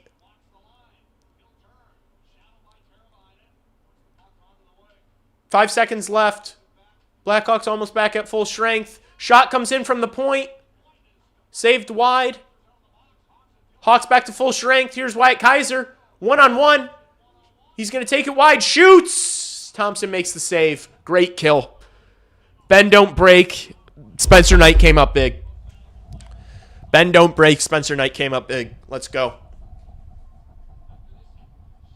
Let's go.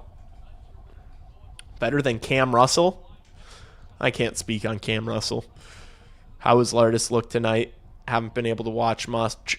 They've been less effective than they have been the past couple games. They haven't played terrible. I would say that he was partially responsible for the Capitals' goal. He kind of got caught watching the play a little bit. To be fair, I don't know if he could have recovered on the puck. It was like a shot that was basically intended to be played off of Spencer Knight's pad, and it bounced straight to Dylan Strome, and Lardis just wasn't ready. It was such a quick play. So not their best game yet, but I haven't seen anything that's been, like, terrible. It's been fine. It's been a lot of, like, the Green, Bertuzzi, Burakovsky line, and then the Dickinson, Mikheyev, Donato line tonight. Levshinov, ooh, his shot gets blocked. Puck still stays in the zone, though. Bertuzzi, down low. Trapped in the corner by Van Riemsdyk. Nice pass to Burakovsky. Gets it back to Kaiser, who waits. Oh, and shoots it high and wide. It was a good move, but the shot is just nowhere close. Good work by Burakovsky to try to keep that into the zone. Capitals are able to break out. I don't know how much energy these guys are going to have to be able to do anything. Oh, no. Artem Levshinov just started skating away from the puck, forgetting something. Shot comes in from the point. Spencer Knight makes the save. Holds on with 9:36 to go in regulation. He's been all right. Other lines of shine, though. Yeah, I agree.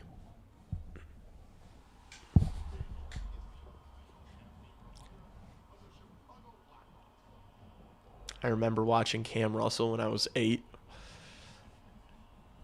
I'm not going to lie. I don't remember watching Cam Russell.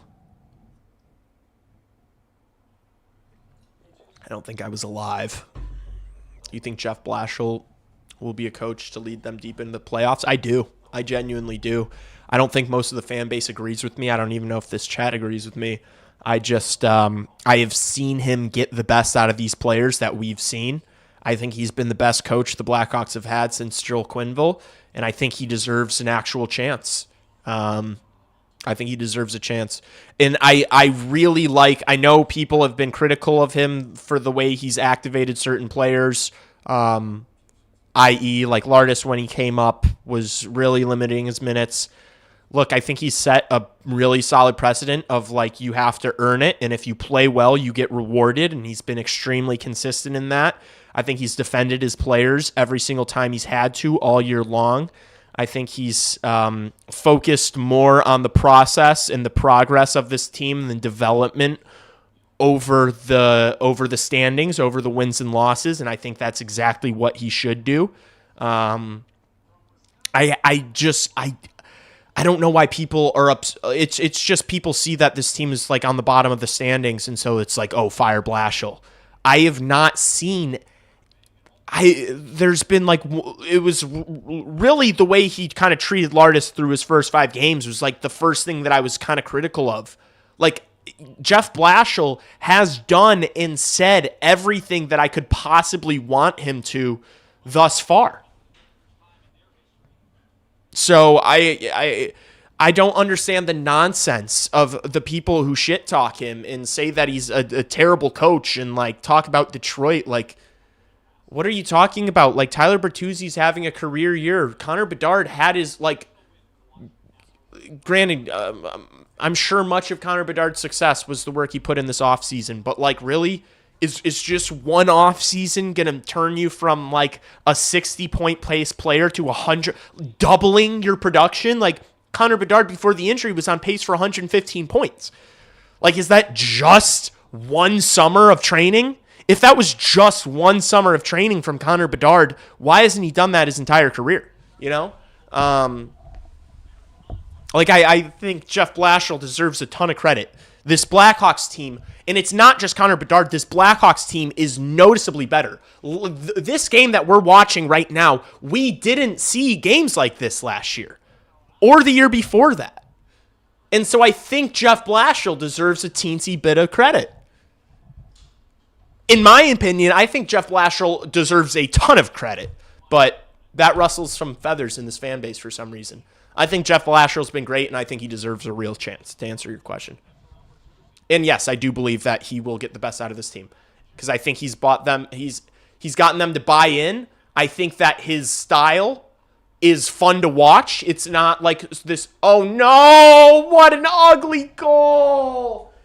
Just a fucking leaker from the point that just crawled into the net. Oh my gosh. That one stinks.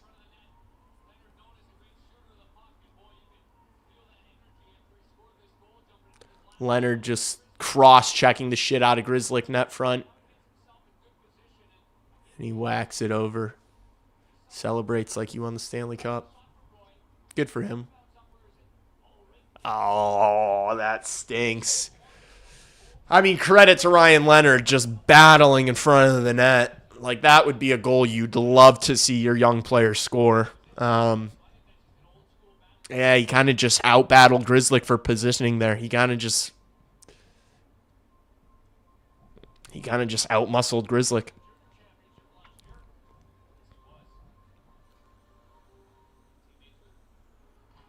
Yeah, and I was not happy with the Jeff Blashill hire. Like, I was very critical. I thought it was like a consolation prize. I thought it was like this, like, I thought it was just what was available, but I think he's been great for development. So at the very least, I think he is the best guy for the job right now for development, and we'll see in a couple years, you know? I think this team's going to I do think that the next 2 seasons, this team's going to make the playoffs, and we'll see what he can do. If they get into the playoffs the next couple years and, you know, they struggle, then maybe you talk about making a move. But I think with what he's gotten out of this group, given the adversity of injury so far this year, I think he's earned himself a couple seasons. And thankfully, you know, the management is not like people on Twitter and are irrational and are like, fire the coach after 40 games with an injury-plagued team. Fire the coach. It's like, yeah, let's just get a new coach literally every half a season. If it were up to the fucking Twitter morons, we'd have a new coach every half season. You know, you'd have 2 coaches a year. That would be great for the players. That's good. Yeah, just get a new coach every couple years. Like what? You think Pete DeBoer's going to come in and like help this team? Like, no, you don't want a guy like Pete DeBoer coming in for this group. I agree. I'm also hoping we can win this game. We've played well. Capitals have kind of tilted the game in their possession, in their favor, I should say, throughout this third period. Nice. Donato gets on it. He's going to choose to skate it forward. Dumps it in. Dickinson gets there first. Gets past him, though. Capitals get it out.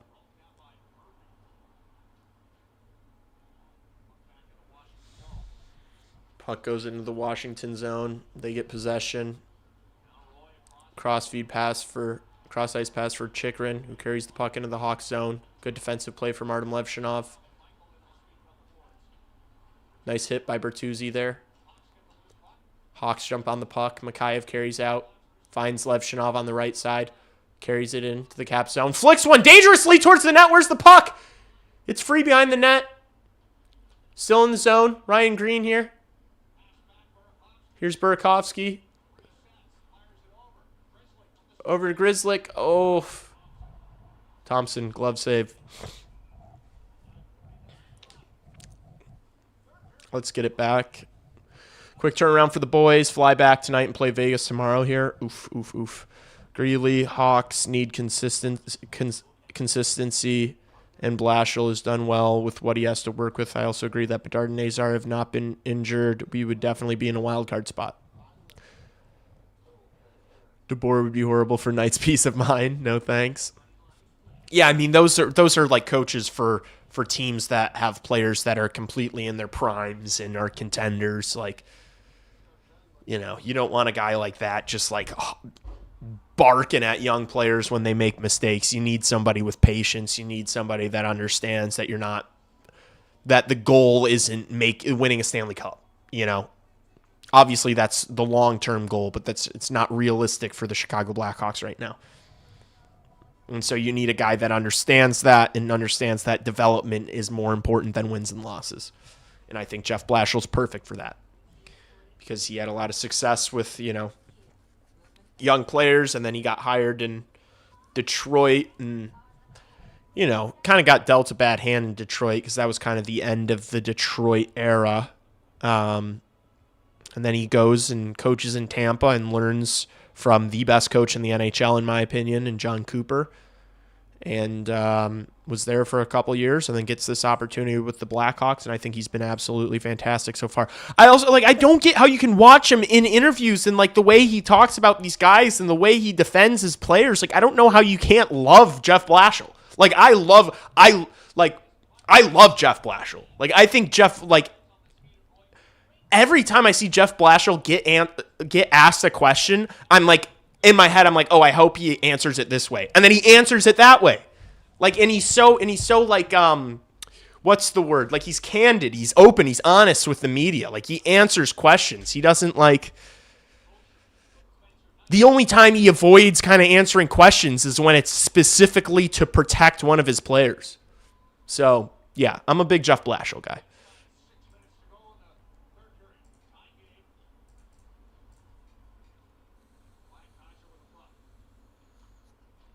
We could have gotten Q. That's ridiculous. You know that was never going to happen. That's an unserious comment.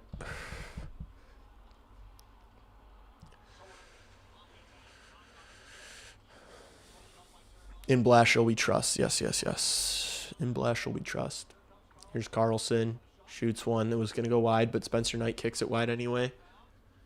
Dangerous pass there from Artie. Let's see if we can get it out. We can. Teravainen hoists it. Geez, that scared me. I was worried that was going to go over the glass. Hawks go for a change.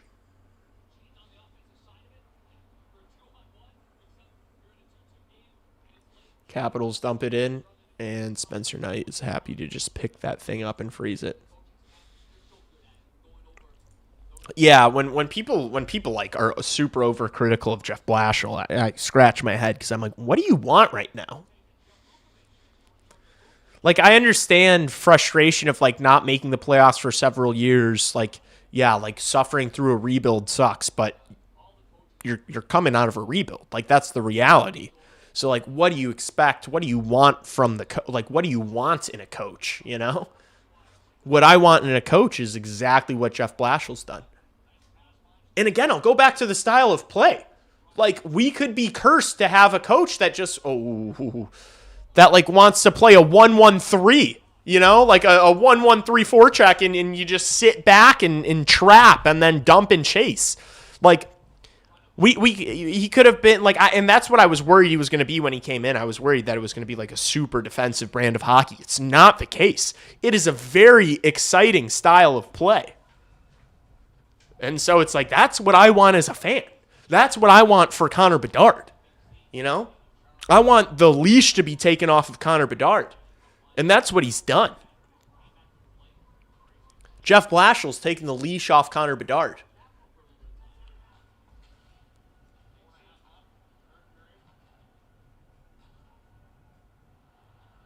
Hawks keep it in.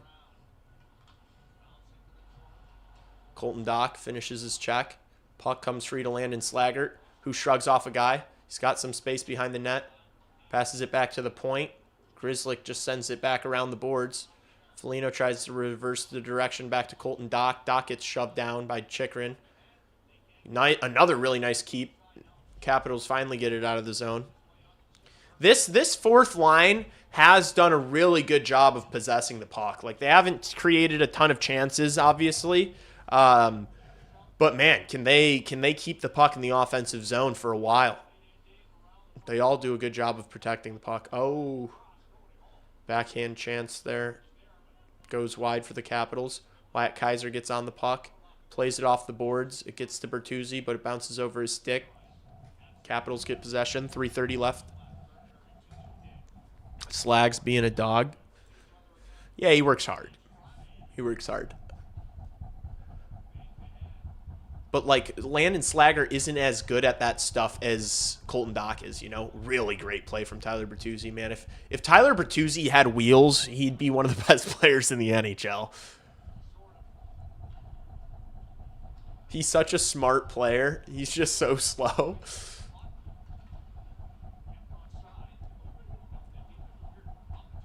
Can you imagine if Tyler Bertuzzi had Oliver Moore's skating ability?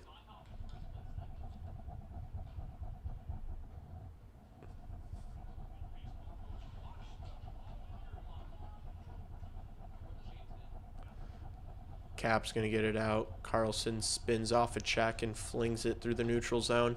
Lardis dumps it in. Or Vlasic, rather. Good keep from Vlasic.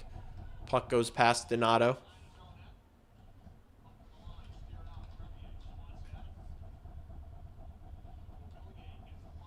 Caps dump it in. Mikheyev collects. Passes it over for Vlasic. Hawks go for a change. Kidline plus Uncle Tavo out on the ice. Oliver Moore picks up the puck. Heads through the neutral zone with speed. Gets it in deep. Lays a nice hit.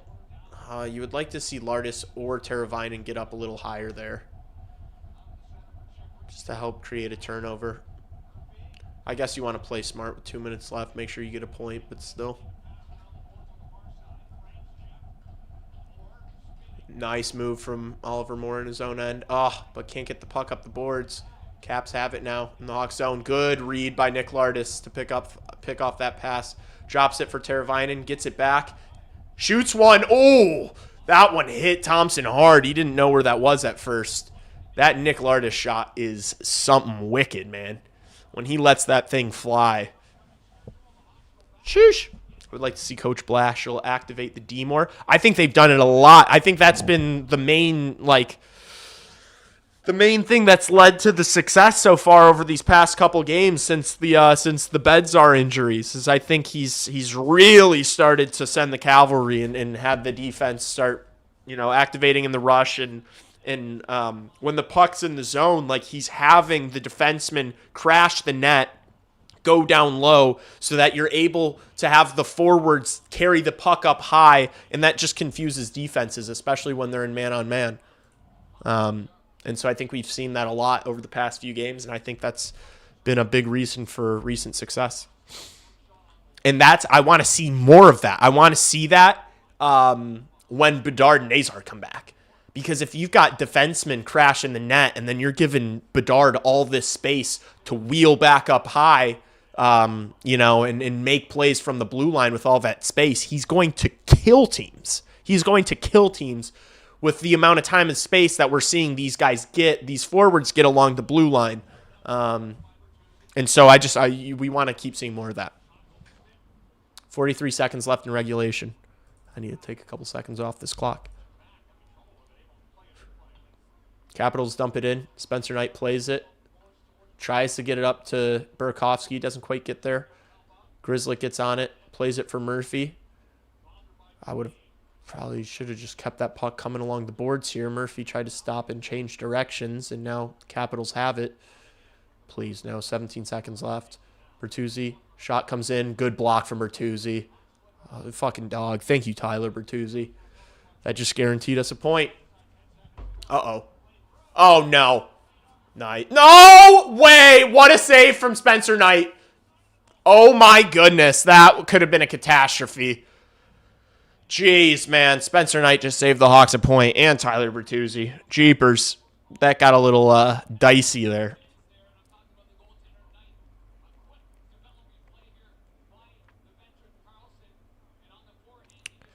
Just feel like the Hawks are going to lose this in the last minute. That was close. You almost. Why did you try to jinx it, bro?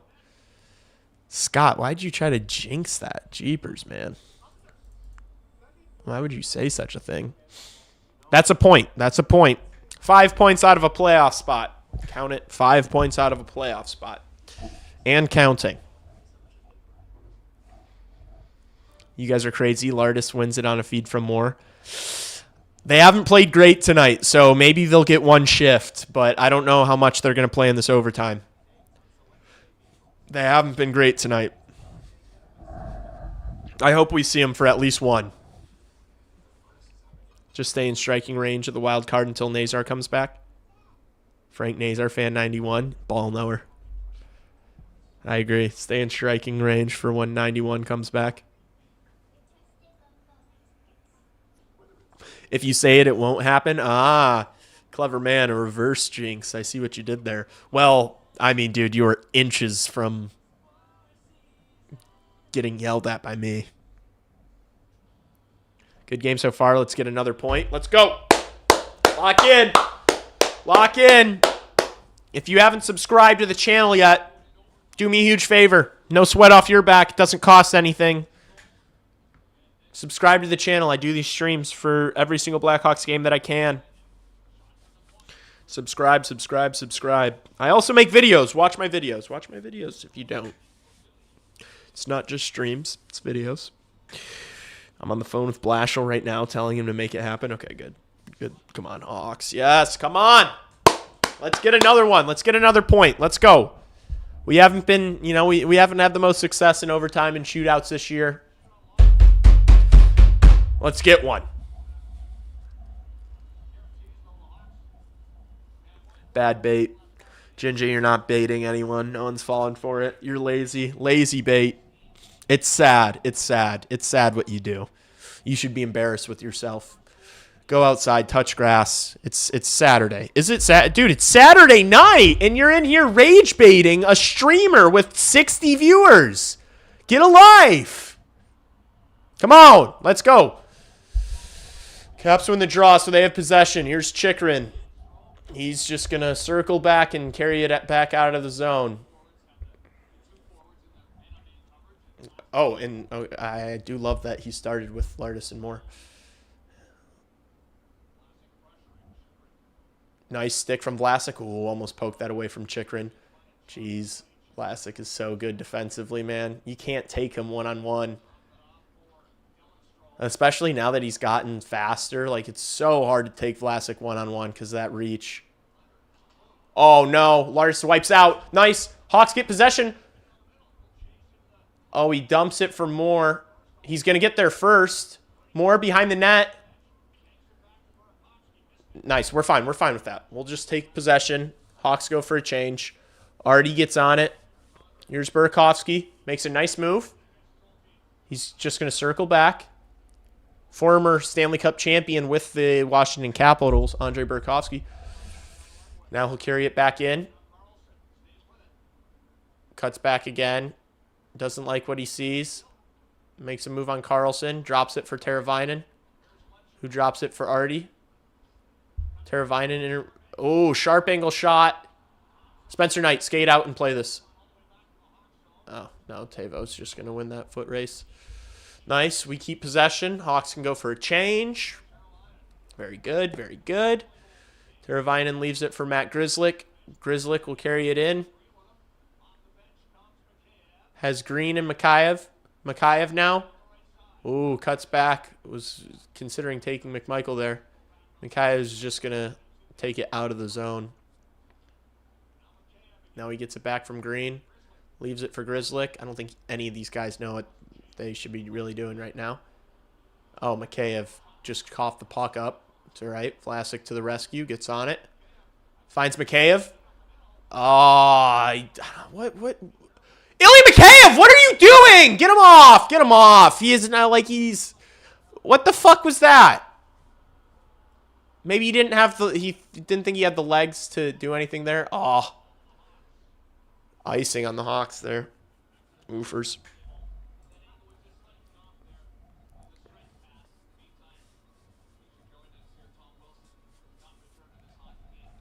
They need to make it illegal in OT to leave the offensive zone with the puck. I'm so tired of watching teams back skate and slow down 3-on-3. Dude, honestly, I'm with you. It's pretty annoying. Or at least you can't take it, like, once you're past, you know, the red line. Or, like, you know, center ice. Like, you can't take it past that at the very least. But, yeah, I think the blue line, I think that would be a good rule. Or just make it 10-minute overtimes. Oh, no, Lardis trips on a skate again. Green blocks the shot, though. Strome over for Carlson. Or, sorry, Beauvillier. Beauvillier, one-timer, misses the net. Strome gets there. Capitals still have possession. Beauvillier with speed.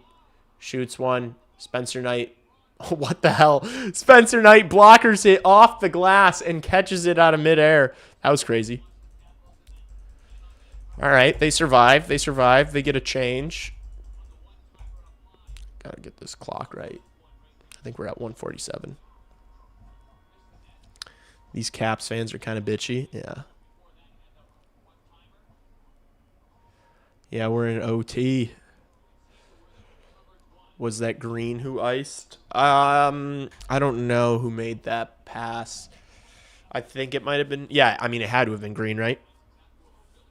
I'm not mad about Ryan Green trying to make a play and trying to find Nick Lardis for a breakaway. Like, I'm not mad about that. Like, we've been terrible in shootouts. I want this team to get aggressive in overtime. We've not been great in shootouts. Get aggressive. You don't have Bedard and Nazar, two of your shootout people. Like, be aggressive in overtime. Capitals are going to take a timeout. Interesting. So it looks like we're going to have Kaiser, Moore, and Burakovsky here. Don't hate that one bit. Actually based Dr. Kane. Yeah, I will say a rare but very good take from Dr. Kane. And you guys know I'm not the first to compliment Dr. Kane. I'm just not. Come on, Lardis, make me a fortune teller. We'll see if he gets another shift. Nice, Ollie. Big face-off win from Oliver Moore. Hawks get possession with a minute 40. Wyatt Kaiser is going to carry it. Leaves it for Oliver Moore. We'll bring it into the Capital zone. Curls back. Still has the puck. Oh, takes it out of the zone. Now he'll go in. Just someone try to do something. Like, I don't even care if we lose. I just want to see these guys try to score. Burakovsky protecting the puck well. Hawks go for a change. What a pass. Lardis is in. Oh, it hits the bar. I think that hit the post. Nice. Lardis wins the puck back. Yes, and he took a slash. Big. 55 seconds. Let's go, Nick Lardis. Boom. Draws a penalty. Gonna have a little over 50 seconds to make something that happened on the 4-on-3. Let's go. Let's go. Let's go. Oh my gosh, he hit the post. He's such a sniper, man. That was such a tough angle. And then he wins that battle. Takes the slash on the hands. Yep, it snaps his stick. He drops it. Attaboy, Lards. Attaboy. Let's go.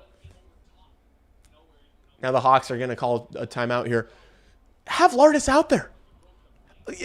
Please, you know? Like, let Lardis be out there. Give me that shot opportunity. Yes. Dude, and it was on Chikrin too, right?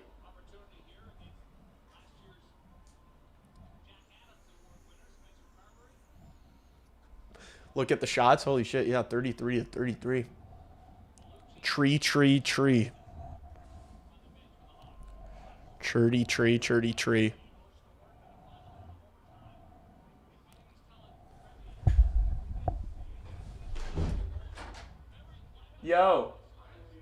You guys want to? It's overtime with 50 seconds left. You guys want to watch this? Power play opportunity. Power play opportunity, Justin. Come on, come on, come on, guys. I need celebrations if we win this, though. Can I sit on your bed? Yeah, you can sit on my bed. 54 seconds left in overtime. Power play. Hawks win the draw. Let's go. Let's set it up. Artie from the point. Over to Burakovsky. Down low, Bertuzzi. 44 seconds. Levshinov. Teravainen. Plays it for Burakovsky. Burakovsky fumbles the puck. 37 seconds. To Teravainen. Fakes the one-timer.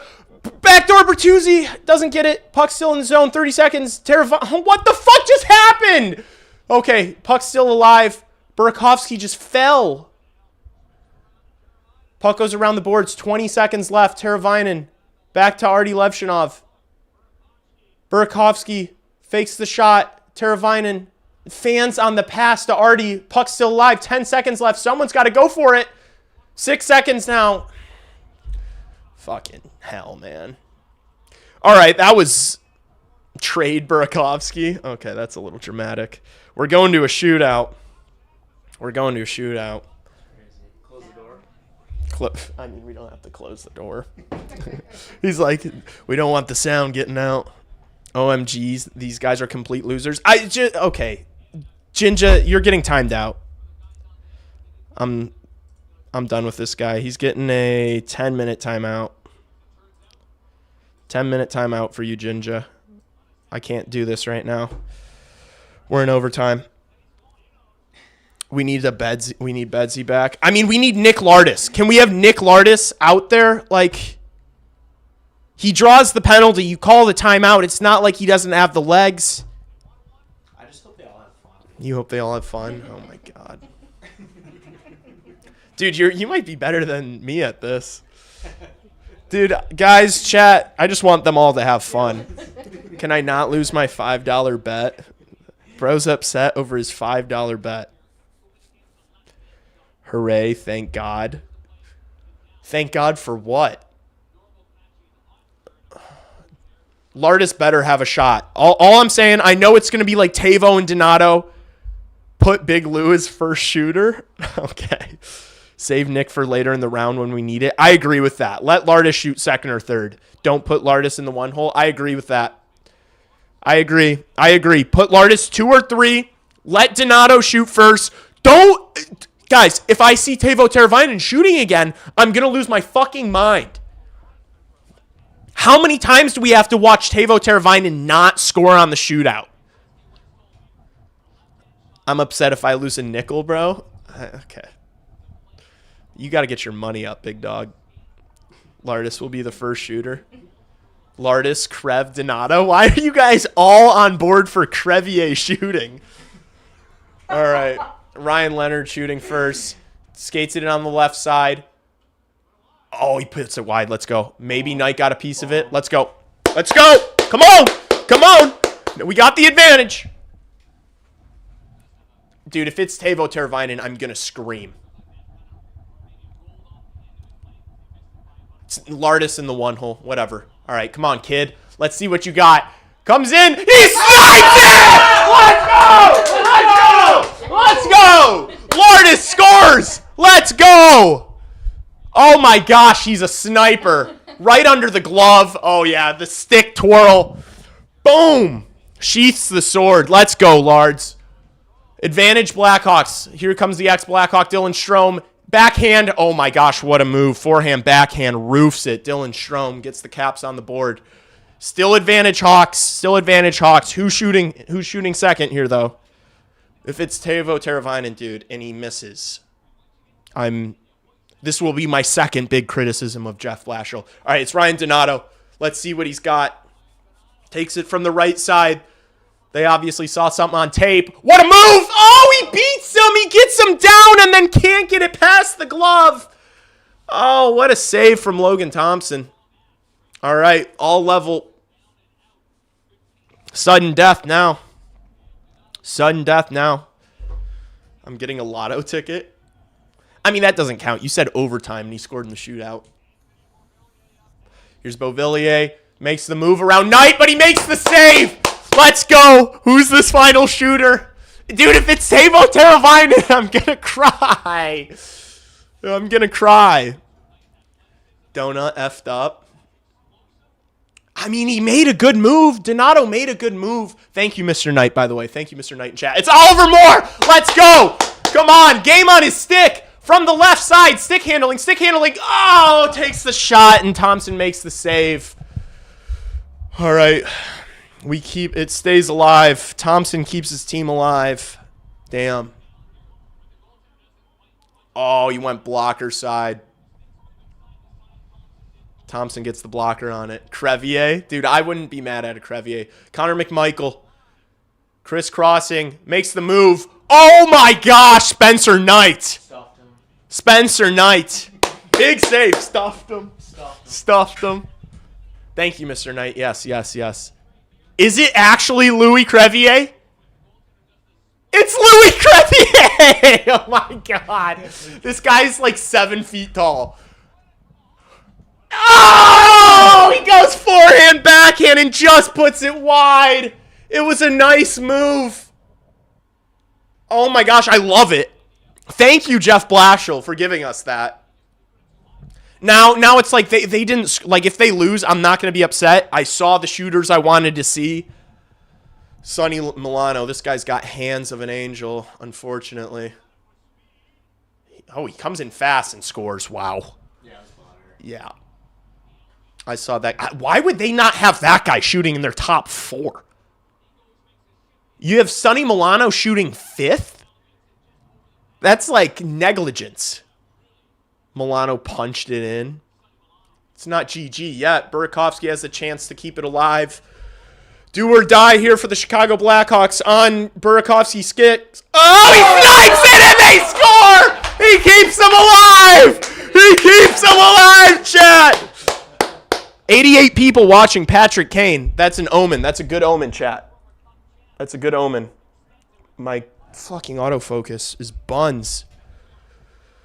Oh my gosh. Burakovsky. Here comes Jacob Chikrin for the Capitals. Really slow. Stick handling a lot. On his backhand. Oh, okay. That was saucy, but he misses the net. Burke said, fuck it. Yeah. Woo! Jeez, dude. This is... What is this? Is this the 7th shot? Are we in round 7 of the shootout? Nick Foligno? What are we doing? Whatever. I don't know. I feel good about Foligno. Here's Foligno. Oh, you got it! You got it! Woo! Oh my gosh, Justin in the back. I feel good about Foligno. Oh my gosh, and he gets mobbed. He gets mobbed by the bench. The Blackhawks win. Yo, where's that shit talker that I timed out? Where's Ginger at? He's in the corner. How you like them apples? Yes, sir. Hawks win. Hawks win. Back-to-back wins for the Bedard and Nazar-less Blackhawks. They are now 4 points out of a wild card spot. I was told I was a madman for even suggesting the playoffs a week ago, and now they're 4 points out of a spot. Maybe a couple weeks back from Bedard and Nazar returning to the lineup. Oh my gosh. What a win. What a win. They deserved it tonight. The third period was a little rocky, but they deserved it. Oh man, my $5. Let's go. Dude, congrats on your $5 bet, dude. I hope you're feeding the kids with that tonight. Lee, a little faith. Dude, I always have faith. I always have faith. Chicago Bedards, Bedardless Hawks. They've 2 wins in their past 2. We're going streaking. There's the vet presence. Okay, you cannot be doing vet presence talk after a shootout win. Nick Foligno was the same guy who had a wide open backdoor chance 2 games ago in overtime and put it off the post. We can't be doing vet presence talk right now. Nick Lardis scored. How's that for he's 19 years old. He's not a vet. Go Kings go. Go Kings go. What? LA Kings fan in chat. All right. Need stream in a bar, man. I don't know. I think that's a down the road thing. That wouldn't even be good. Like, That was a CHR thing. These kids are going on the corner again. The kids are going on the corner again? Jeez, you got your kids pedaling? Nick Foligno, vet presence. Bedard, woo. We got Foligno. Go Unks. Nice hat, Libro. What's up, Hunter? Presence. Yeah, yeah, fuck the Kings. Wait, yeah, why didn't I acknowledge that? Fuck the Kings. Kings and Blackhawks. Amir, we're not Kings and Blackhawks. We don't get along. I don't know if you're familiar with our history, but I know it was 2014, but I will never forget. Nah, Unks kind of late. Nah, Unks kind of ate in that shootout. Burakovsky, Foligno. Yeah, I guess you're right. Unks did kind of eat. Hey, and I requested, what did I complain about? I said no Tavo. We saw 7 rounds without any Tavo Teravainen. And people want to criticize Jeff Blashill. Yes, I know it's boomer bedtime. And as we just uncovered today, that the average chat is like 35 years old. I appreciate all you grandparents and uncles in chat that stayed up late tonight. We needed you. We needed you here. You guys showed out, and the boys got the win for you. So make sure you take your supplements and your vitamins tonight. Get a good night's rest. Do they play tomorrow? Is that true? Are they really on a back-to-back against Vegas tomorrow? I know we've got Bears at 3:25, right? Yeah, the Hawks play tomorrow at 6. All right.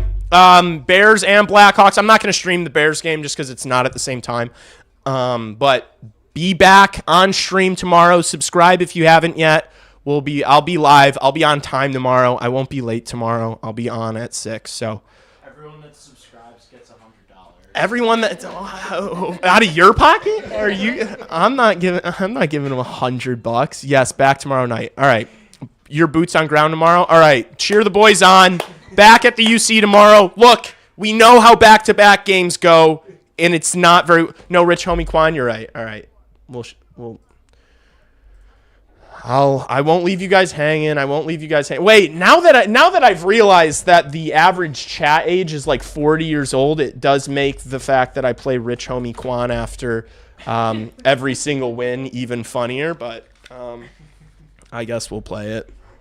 The grandparents, the 50-year-olds plus, you guys don't have to stay for this. This is more for the, I guess this really is. Now I understand why so many people shit-talk the Rich Homie Quan. I thought this was like a hockey fan issue. It's just an age issue. You guys are all just 40s through 60s. Make him, ain't no telling, he'll do for the paper. This is how I celebrate every win. This is how and I'm not kidding. Operator. That car I'm driving make you feel some type of way. All right, that's all you guys get. That's all we get. You guys can go celebrate with Rich Homie Quan on your own. I'll keep it short for all the boomers in chat. I appreciate you guys. I will see you tomorrow night. No, I'm not gonna do a post game tonight. We yapped for 10 minutes after the game ended. So that's my post game. I love you guys. I will see you tomorrow. Have a good night and go Blackhawks. Have a good day on purpose. Have a good day on purpose. Any words from the peanut gallery? Anyone want to say anything? Go Hawks. All right, they say go Hawks. All right.